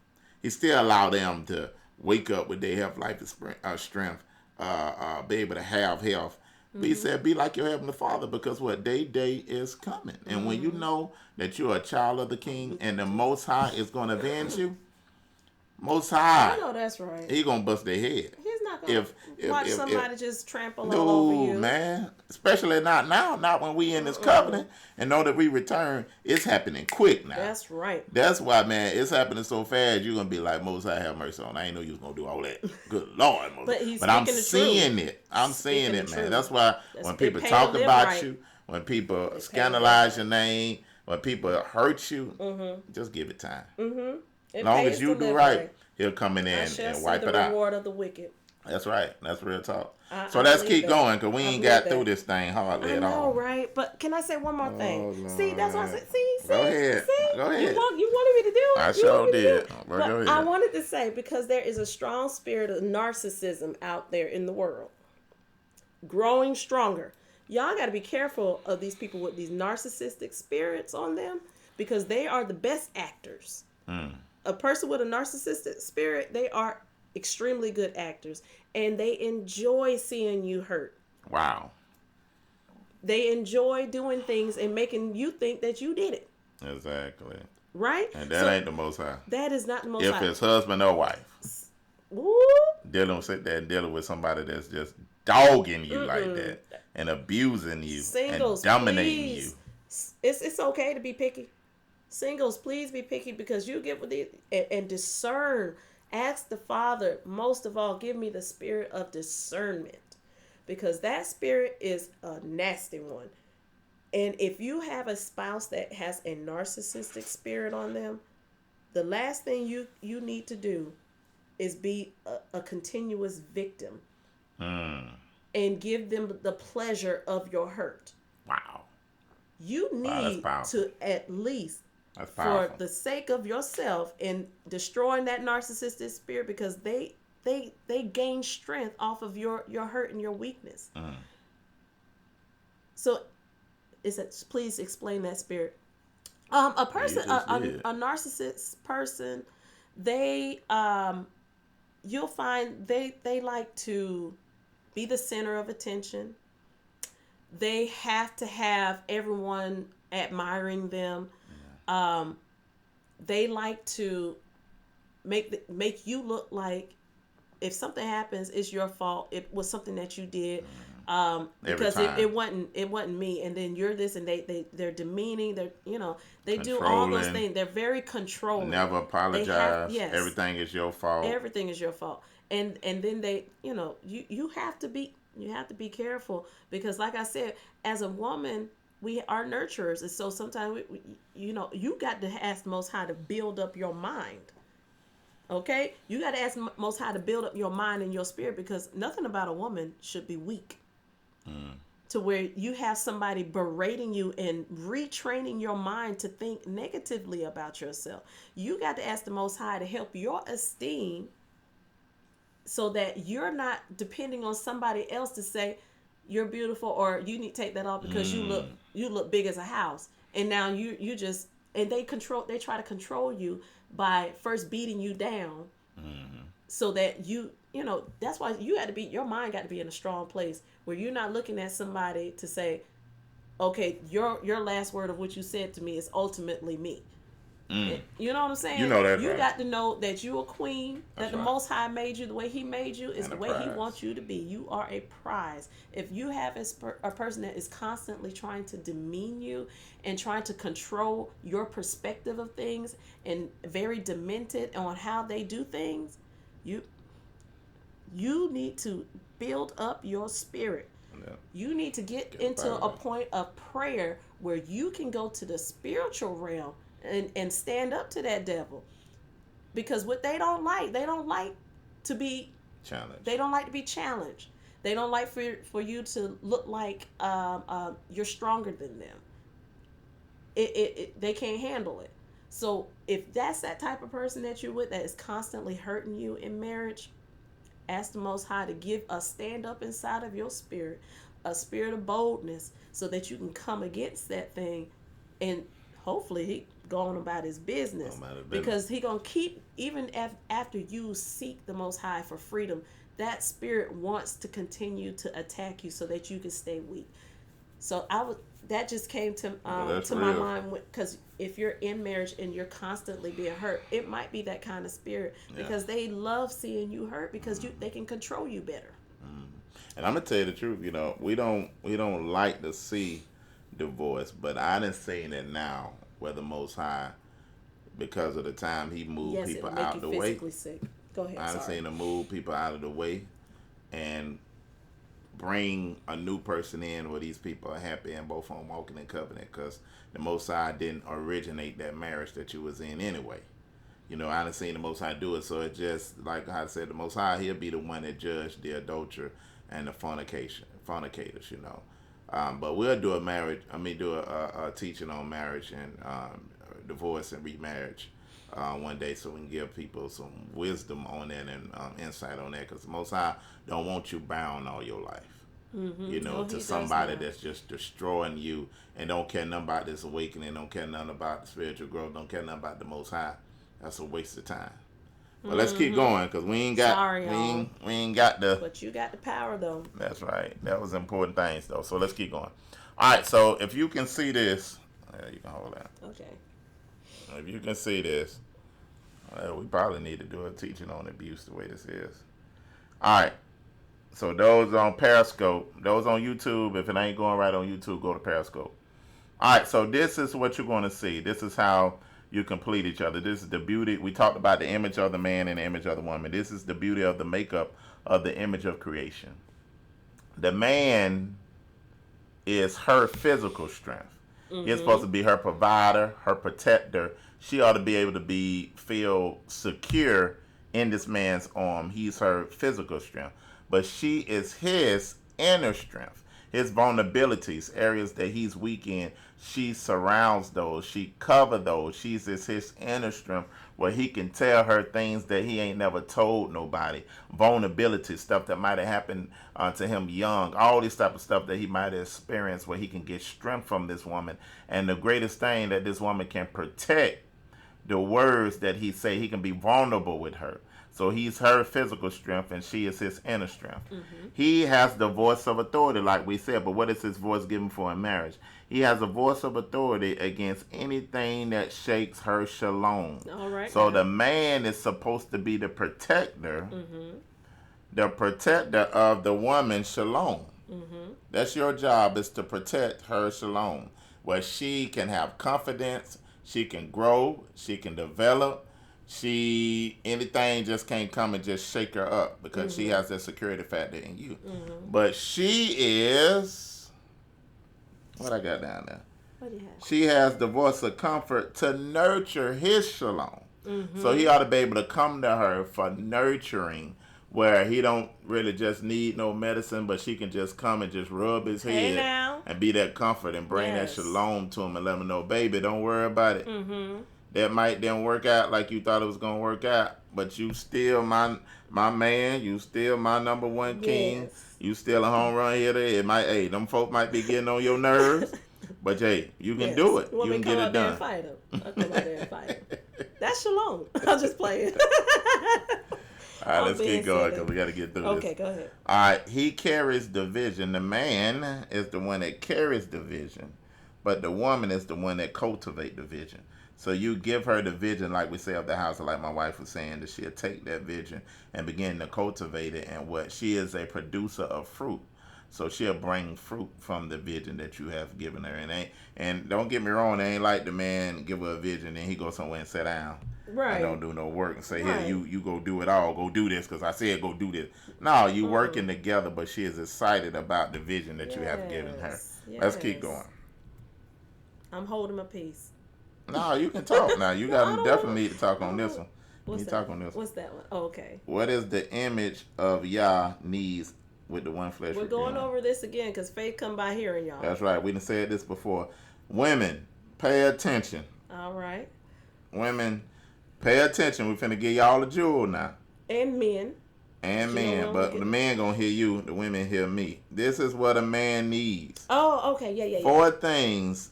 If you want to know why your husband is upset, it's going to be 4 baselines. Yes. It's the reason he upset. If you check one of these areas, this going to be why he upset. I'm giving you this. Listen to me now. 4 things. Number 1 is respect. Amen. If you be disrespectful to a man, he will shut down on you. He will get quiet on you. Because a man needs respect. He need it like it's part of his makeup, almost like breathing air. If you make him feel like a child, if you say something in a certain way, if you embarrass him in front of people, if you embarrass him in front of the children and women, this is why sometimes your daughters end up growing up disrespecting their daddy in a certain way too, because they see you disrespecting them. So they think that's natural. And then you'll the man be wondering, well, wait a minute, why my daughters trying to get disrespectful with me? Because they seeing it from you.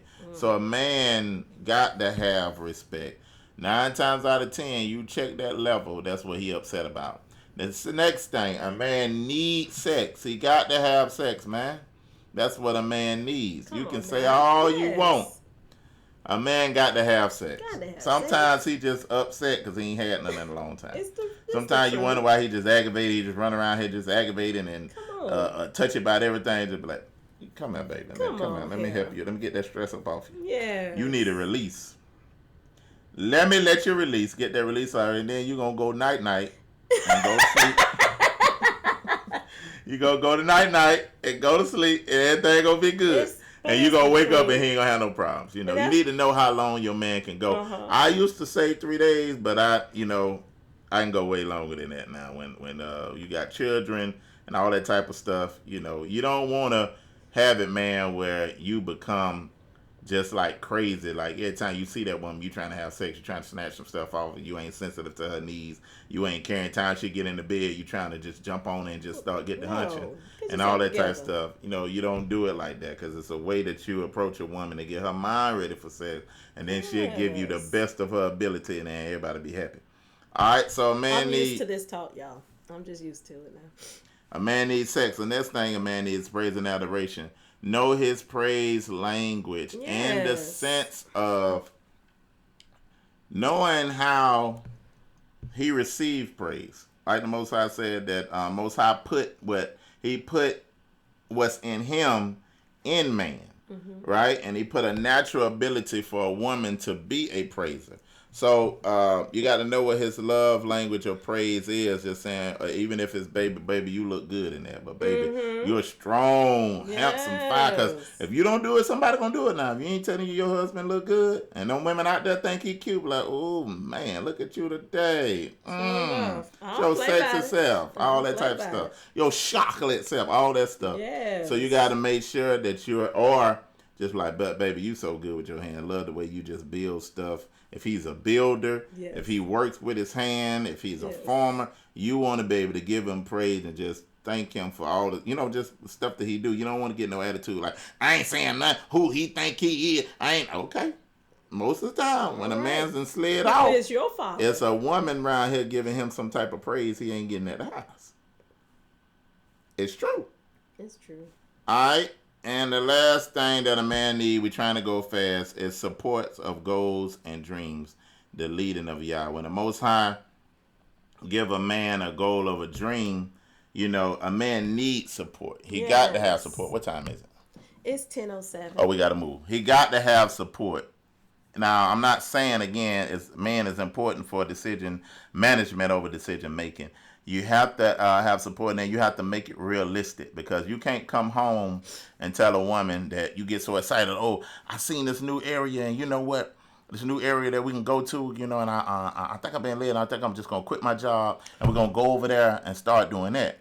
Now, when a woman hears that, she done tune out everything you said. Oh, my God. Because what you did, you said quit your job. She ain't hear nothing else. What you say? Because when she hear quit your job, security has left. Yes. So she thinking that, okay, what we gonna do? Because the woman has to be, she needs security, and you'll see that. But then the man, when she get a certain way about him saying about security and by that, it's still showing up. Okay, I'm sorry. Then the man looks at that. Well, she ain't supporting my goal, but it's how she heard what you said. Right. You have to understand how a woman hear and how your wife hear. And then women, you have to understand how this man here. Yes, you can have goals, but you have to have steps to your goal. That's it. You can't just go straight into quitting your job or go straight to the rooftop. Say, baby, well, we're going to start right here. Then we're going to move here. Or the woman, if you have heard that, so, well, baby, that sounds good. But let's get some steps to this thing. Let's do this right here first. What are you thinking about doing that first? You still ain't put his goal down, but you help nurturing his goal so it can be realistic. If that makes sense. All right, the fourth thing that a woman needs. I'm going to try to go as fast as you. I'm going to try. Okay, 4 things a woman must have in marriage. We're going to say wife. A wife must have in marriage. Okay, intimacy, mind and emotional and sensitivity. And I know when he was speaking on sex in the body ministry, women, don't let Hasatan use you in not fulfilling that role. Okay, do what you got to do, because that's your spouse. He need that. If there's if it's been more than 3 days, there resurrection needs to happen. Hallelujah. A rising up should happen. You know that's right. All right. Anyway. Or a week or 2 weeks. Please don't do that. go no month, Don't 2 do months. that. 2 months, this man ain't had nothing. That's not good. Yeah, that man ought to have a resurrection before 2 months. Now. That is not right. Like going back to intimacy. That's why I said the hostile. He'll try to fight you on something like that and just make you feel all balled up and like I just don't want to. He don't understand. You better break that mess. Just go on ahead. Like I said, that's y'all heard about the side ministry. Go on ahead. That means turn to the. All right. Y'all just go ahead now. It's not gonna cost you nothing. You're not gonna lose. Okay. It's gonna be okay. Anyway, he said to go on to the next one. I'm trying to help. I'm trying to help y'all brothers. Intimacy. So intimacy is totally different for us because we want to talk. We like to talk. You know, we want to talk things out. Sometimes we might be going through some situations, and we just like to just talk it out. We want to let our mind be heard on it. We want to let our thoughts and our heart be heard on it. Now, women, what you have to realize, the way that the Most High made a man, he made them to fix things. When they hear a problem, they're already thinking of, how can I fix it? Do you want me to come up there to the job? You want me to talk to this person? You want me to do this? No, I just wanted to talk about it. You know, we just want to talk it out and just, you know, vent it and get it out. And so sometimes what that happens, if a husband, as your husband, him being patient, and just like he said, sometimes he'll repeat things back to me, and when he can repeat it, I know he was listening. Now, sometimes I know when, you know, I can't tell when Morris is not listening, because he's like, what? I'm like, Morris, you not listening. But anyway, that's just, I'm trying to hurry up, y'all. He got that face. See, I'm reading his face, because he's like, hurry up. All right, intimacy. So that's getting to know our mind, get to know that sometimes we got to talk things out. We just need to be heard sometimes, being sensitive to us, not being impatient. Having an ear for us as well when we need it, being able to wash us with the word, which means you're correcting us in love if we need it. He said foot massage. Foot massage, yes. Or give me some money. Ain't that the same thing? No, it's not. Anyhow, being sensitive to our emotional needs, because we have a lot of emotional needs that we that need to be nurtured and need to be valued, and just to know that we can, you know, you can be a sounding board, that you can be a burden bearer for different things that we need to get out and talk about. We need that. We need your patience. We need your ear. We need your love. Security, financial protection. Please, yes.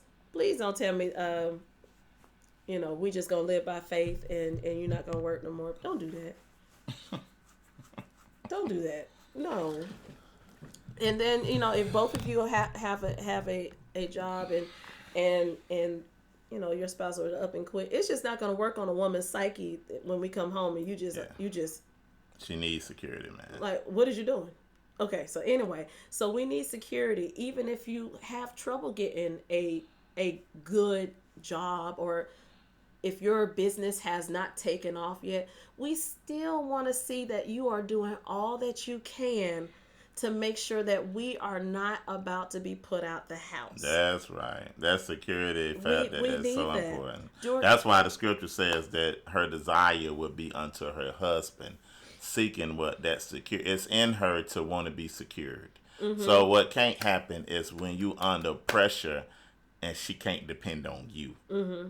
You under pressure and you done checked out, and you asking her to ask all your family members for money and ask everybody else for money, and she see you coming home, you laying down sitting on the couch when the bills are going crazy.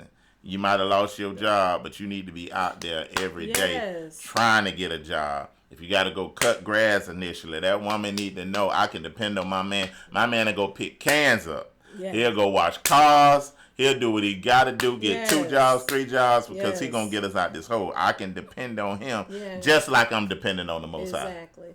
For example, when the recession hit in 2009, was it 2009? Y'all remember that? Well, at the plant he works at, it was shut down for like 3 weeks at a time for like 3 months, right? Mm-hmm. I saw my husband. He became a painter. So did I get all kind of jobs. He was doing a lot of things because he said, I'm not gonna let us go down. That's right. You know, and that gave me security. Even if it wasn't pulling in as much, but it gave me security to see that he was going out there and he wasn't just going to sit there and just fall apart and say, well, the Most High going to provide. No. So he was going out. That gave me security. I will use an example like how his father would teach that we are like a kazoo vine. In the South, you'll see those kazoo vines growing all over the light poles and stuff like those green big leaf vines. So we are like a kazoo vine. A kazoo vine will climb and wrap itself around something stable. You know, so you'll see them on the light poles, on the columns, on the tree. It will wrap around something that's stable. It, you know, that even with me sitting here, I always sit underneath Morris. I can't help it because I like him. Anyway, but we're like a kazoo vine. We want to be around something stable. That's right. Okay, something steadfast, unmovable. So I know my husband, he is stable in his decision and in his mind, in his spirit towards the Most High, and I have security in that. I have spiritual security in the way that he presents himself, the way he lives his life, and I have a natural security because I know that if anything were to happen, this person he is not a lazy person. He gonna get out there and do what he has to do, even if he, you know, there's been times where he, you know, has a good position, and you're like, it's something else out there. Yeah, man. He's always looking to make sure that we are good. That's right. Financially and as far as that. So if you are a male and you're not quite there yet, get out there and at least show us that you're trying to do all that you can. Because I know the job markets can be shaky. I do know that when you're starting a business, the first 3 years can be rough, and you can probably put out more than you gain when you're doing a business. But we still need you to do something else while you're trying to get your business to launch. We still need to see you doing something else. Just don't let the house go down, man. Let the house go down. We don't deal with pressure well. Yeah. Financial stuff like that, when it looks like things are about to cave in, we can't function like that. And that's going back to the image, because a man was built for pressure, but a woman was built for pain. So a woman can hang pain because she can endure, but a man can have pressure because he can arise to the occasion for pressure. So it's for the man to take the pressure off the woman. That's why a woman can endure pain and have a child. It's supernatural that she can have a child and then have some more and have some more. The joy of that child, that's amazing, because that's some pain that the earth ain't experienced. But she can endure that because she built for pain. But a man is built for pressure. And this is why the Most High set it up like that. We're supposed to keep pressure off of our women. And that's one that's need a vision to support. He's trying to rush me along. We got to go, because it's going to be 11 o'clock. Okay. All right. Need vision to support. So we need, if we're ready, we're on deck with ideas. We're ready to go. Okay. In the holster, we're ready to go. All right.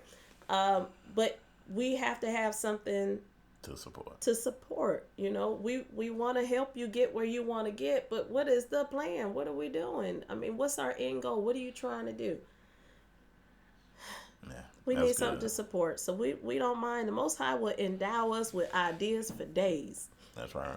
But we want to feel that security, that spiritual security, that we know that what you said that you finna do, I have security because you're a stable person. You've been showing yourself. Your fruits have been consistent, that you're going to be stable in your decision making and the things that the Most High gives you, or something, even if it is a venture, because there's been some business ventures.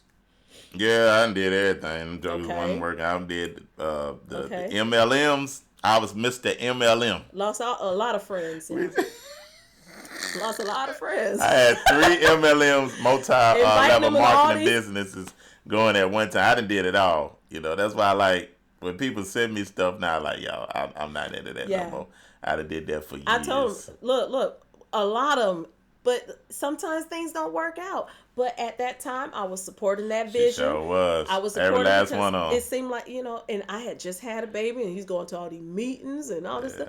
Ooh, goodness. I was trying to get that money. I was being patient because I knew overall that he's not just trying to, escape from being in the house.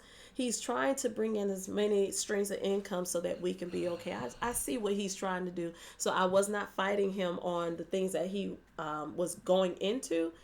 But when they did not work out and there was other invitations, like, you better not. I'm going to leave you, Morris. You better not. Yeah, but she was tired of me doing those things. So let's go to the next. I invested the time and I sold some patience. Okay. All right, let's go to the next thing. We run out of time, y'all. I told y'all. All right, so Genesis 2:18. Genesis 2:18 got the t-shirt. Amen. That's funny. All right, Genesis 2:18. It says, and YouTube is catching up. I think we're ahead of YouTube. Okay. They catching up. Yeah. All right, but it's Genesis 2:18. I want everybody to pay attention to this. It's single people. It says, y'all also said it is not good for the man to be alone. I will make him a suitable helper. What is that saying? Let's keep going. Mm-hmm. So what I end up doing, I took the Paleo Hebrew and broke down what good mean. When he said it's not good, it's not told. I took the letters. I took the letters and made the Hebraic words or Paleo Hebrew in order to break down what it is, the picture graph. So let's look at it. All right. So what is good? When he said it's not good for man to be alone, he's saying it's not told for man to be alone. And good in Hebrew means complete. So that's saying a man is not complete being alone. So let's see what tov is. The T is for tet, the O is for wav, and the V is for bet. So it's not tov. So in the ancient name tet, what's the meaning of it? It means to surround, to twist, to contain, mud. And the ancient name for wav is peg, to add, secure, or a hook. It can make a W or U sound. And the ancient letter for bet and meaning for is floor plan or tent, family house. So what did that mean? To surround and secure. So Genesis 2:18, it's also said it's not good for a man to be alone. I will make him a super help me. What is it saying in the ancient? A man is not surround and secure in a house being alone. I will make him a suitable help me. So a man is not surround or compassed or secure in the house being alone. It said I has to make him a suitable helpmeet. He's not complete yet. Does that make sense? So singles, wait till the Most High make you complete. And he will send the person. You want to live in such a way that the Most High say, it ain't good for them to be alone. It's a vision or a direction that I want them to go, that I'm going to send them a suitable helpmeet that's going to help build them in a relationship with me. They say they need those slides. We can just email me at HebrewNationBuilding@gmail.com. HebrewNationBuilding@gmail.com, and I get you those slides. All right, let's keep going. All right, so let's look at Ezar. Let's look at helpmeet, because he said, I'm going to make him a suitable helpmeet. All right, let's look at what helpmeet is. Ezar, it means to surround, to protect, to aid, to help, or to secure, right? So let's look at the ancient on that. Ezar, you got the ayin, which is the representative of eye, the zayin, which is representative of a matak, and the resh, which is the head of a man. What does ayin means? It means to watch, discern, know, to soul, experience. Zayin means as in an axe, which is like you're working, you're cutting something. They would use the axe to cut food. So food or nourish, to cut or to work. And resh means man or top or first. So what does that mean? The Ezar or Ezokanedo or Ezar means, the ayin means that I'm going to give him somebody that's going to watch for him, that's going to help be his discerner, that's going to give him a good experience, right? The Zion, she's going to nourish him and honor him first or as the head. So to be an Ezar, to be a helpmeet, you're watching for your husband. You're discerning with your husband. You're giving him a good experience. You're developing his soul. Make sure his soul prosper, which as well as mind and emotions. And then you're nourishing him through work. The cutting away of things in him that's not right. You're looking at those areas in his life that might be weak. And you're through prayer and through your prayer room, you're cutting these things away from him. And you're nourishing the things that are making him that priest in the house. And then you're going to honor him as the head. You're going to honor him first as the head, like the scripture says. So to be a helpmeet means to watch, to discern, to help his experience, to nourish him, to work out those inconsistencies that you, so close. Yes. Those inconsistencies that you see in him, right? To begin to, how you going to do that? How you going to work? You're going to work through prayer. You're going to look at his weaknesses and begin to pray those things off of him and nourish those things that's going to make him a king and make him a priest in your house and honor him as first. That's for one of the understanding of Azar, all right? So let's keep moving. I'm not going to say anything. Did you want to add? No. You don't want to add? Okay. The next thing is Nagad, where you get Ezer Kanado, though. Let's look at Azar, and we're going to look at the Strong's definition of that. All right? We steady moving.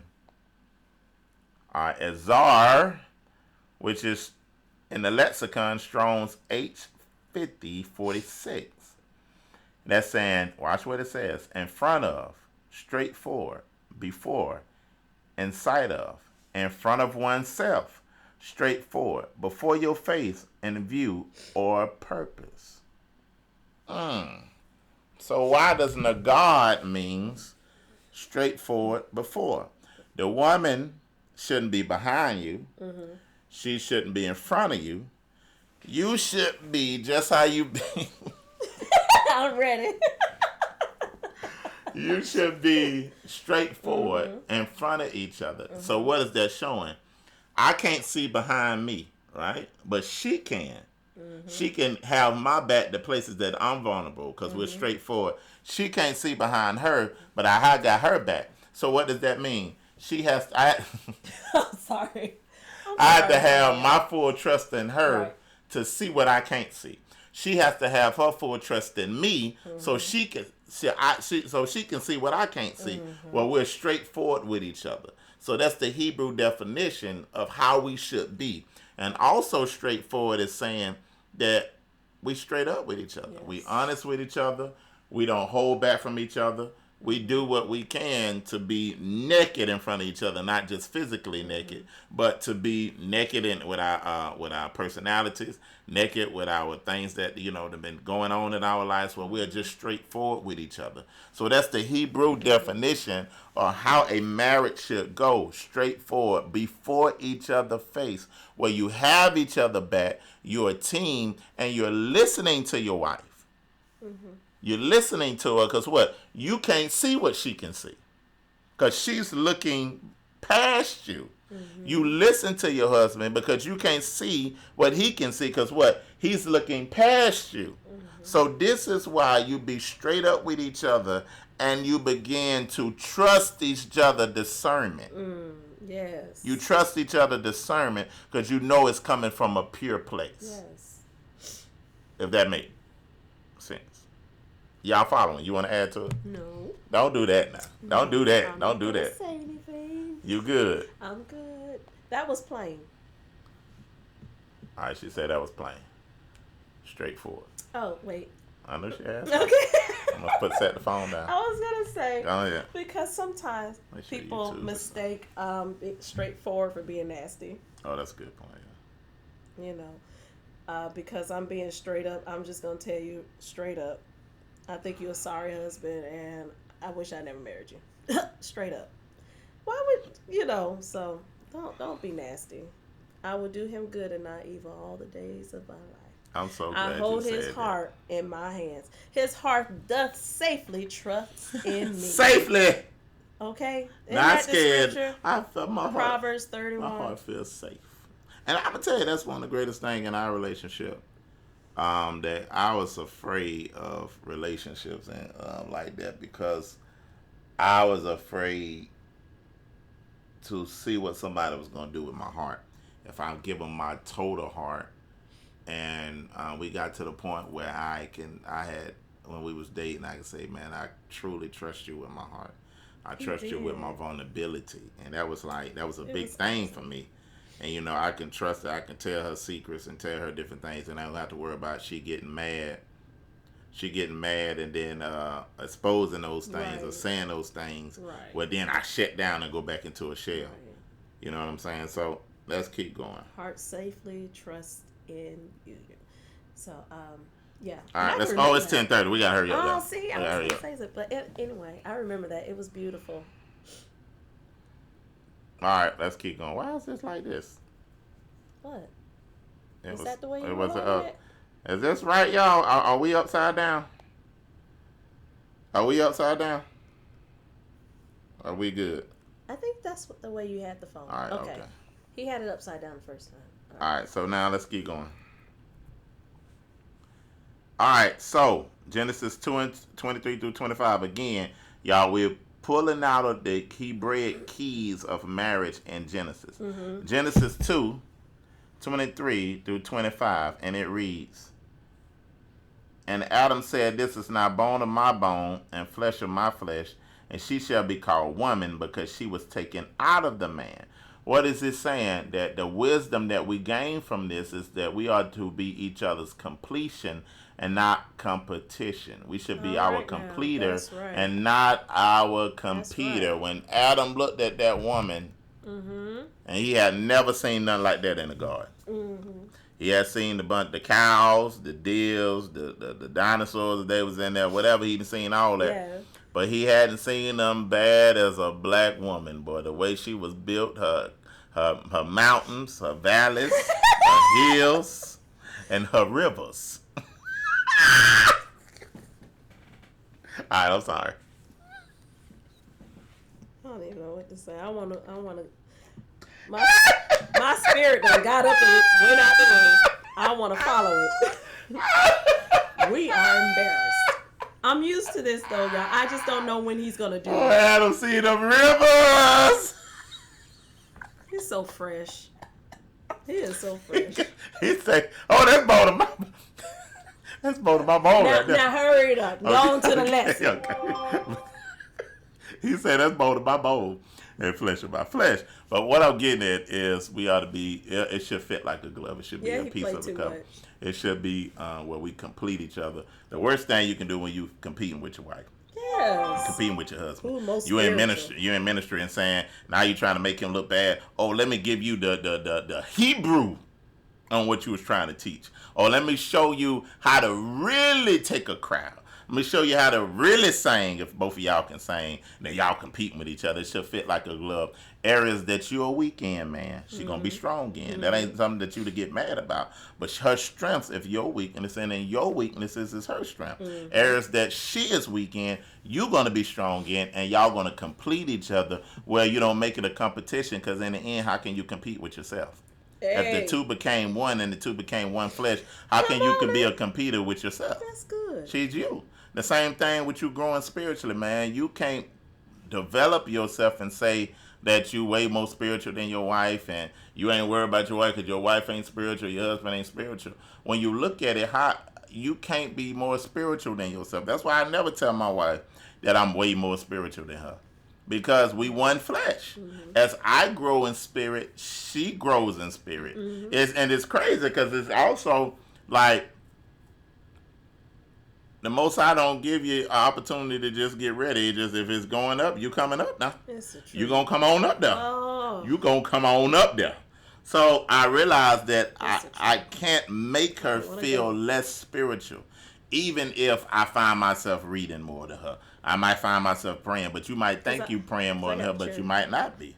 Because she'd be praying all day with the children, and she'd give me an opportunity to go seek the Most High, to have a word for the congregation. You give me an opportunity to go fast and have weeks alone, and then whatever fast I'm on, she cater the meals towards that. Yes. Or if I'm doing, if he tell me in advance. Yeah, I used to just be like, she cooking a meal, like, oh, I forgot to tell you I'm fasting today, and she done made a full meal, and I'd be like, ooh, my And bad. I want to see him eat. I want him to eat with us. Yeah, so like you that. know, I had to the Most High, you know, he had to show me like, He's a lot son, you better can't with it, do yeah. it like that. He's better son. with it now. You got to tell your wife and get her in advance so she can know that. Yeah. So all those things where you become each other completer and not your competition. Go ahead. Right. I was going to say, as far as there's, like I said, the Most High does something different for us as women, as wives, and as mothers. We are able to connect with the Most High in a different way, because not all the time can we lay prostrate and be locked away studying for hours. If you have children, especially if you have little ones, your ministry is your home, transmitting the faith, you know, being saved through childbearing, all that good stuff.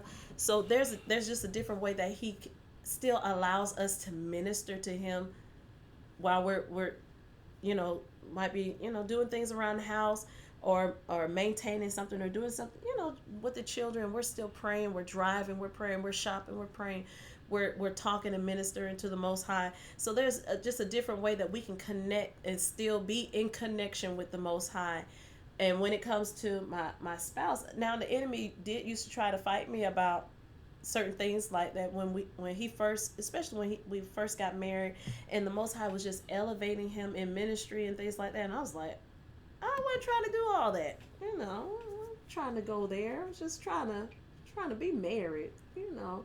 Didn't want all that pressure, because you know ministry comes with a lot of stuff. But anyway, so I was struggling and battling with those type of things. And my husband, when the Most High gives him something in his heart, he goes full throttle into studying it. You won't see him. He's here, or he's on the computer, or he's trying to get things together. Especially when he found out who we truly are. Y'all, let me tell you, that was like 3 years. Yeah, bro. I'm talking about. 3 I would years. come home from work and it'd be straight studying. I Straight say, studying. hey, babe, and I go in that room and I'd be digging. He was engulfed in it all day. We'd be hearing teachers. I'd be hearing it in my dreams. I'm like, what the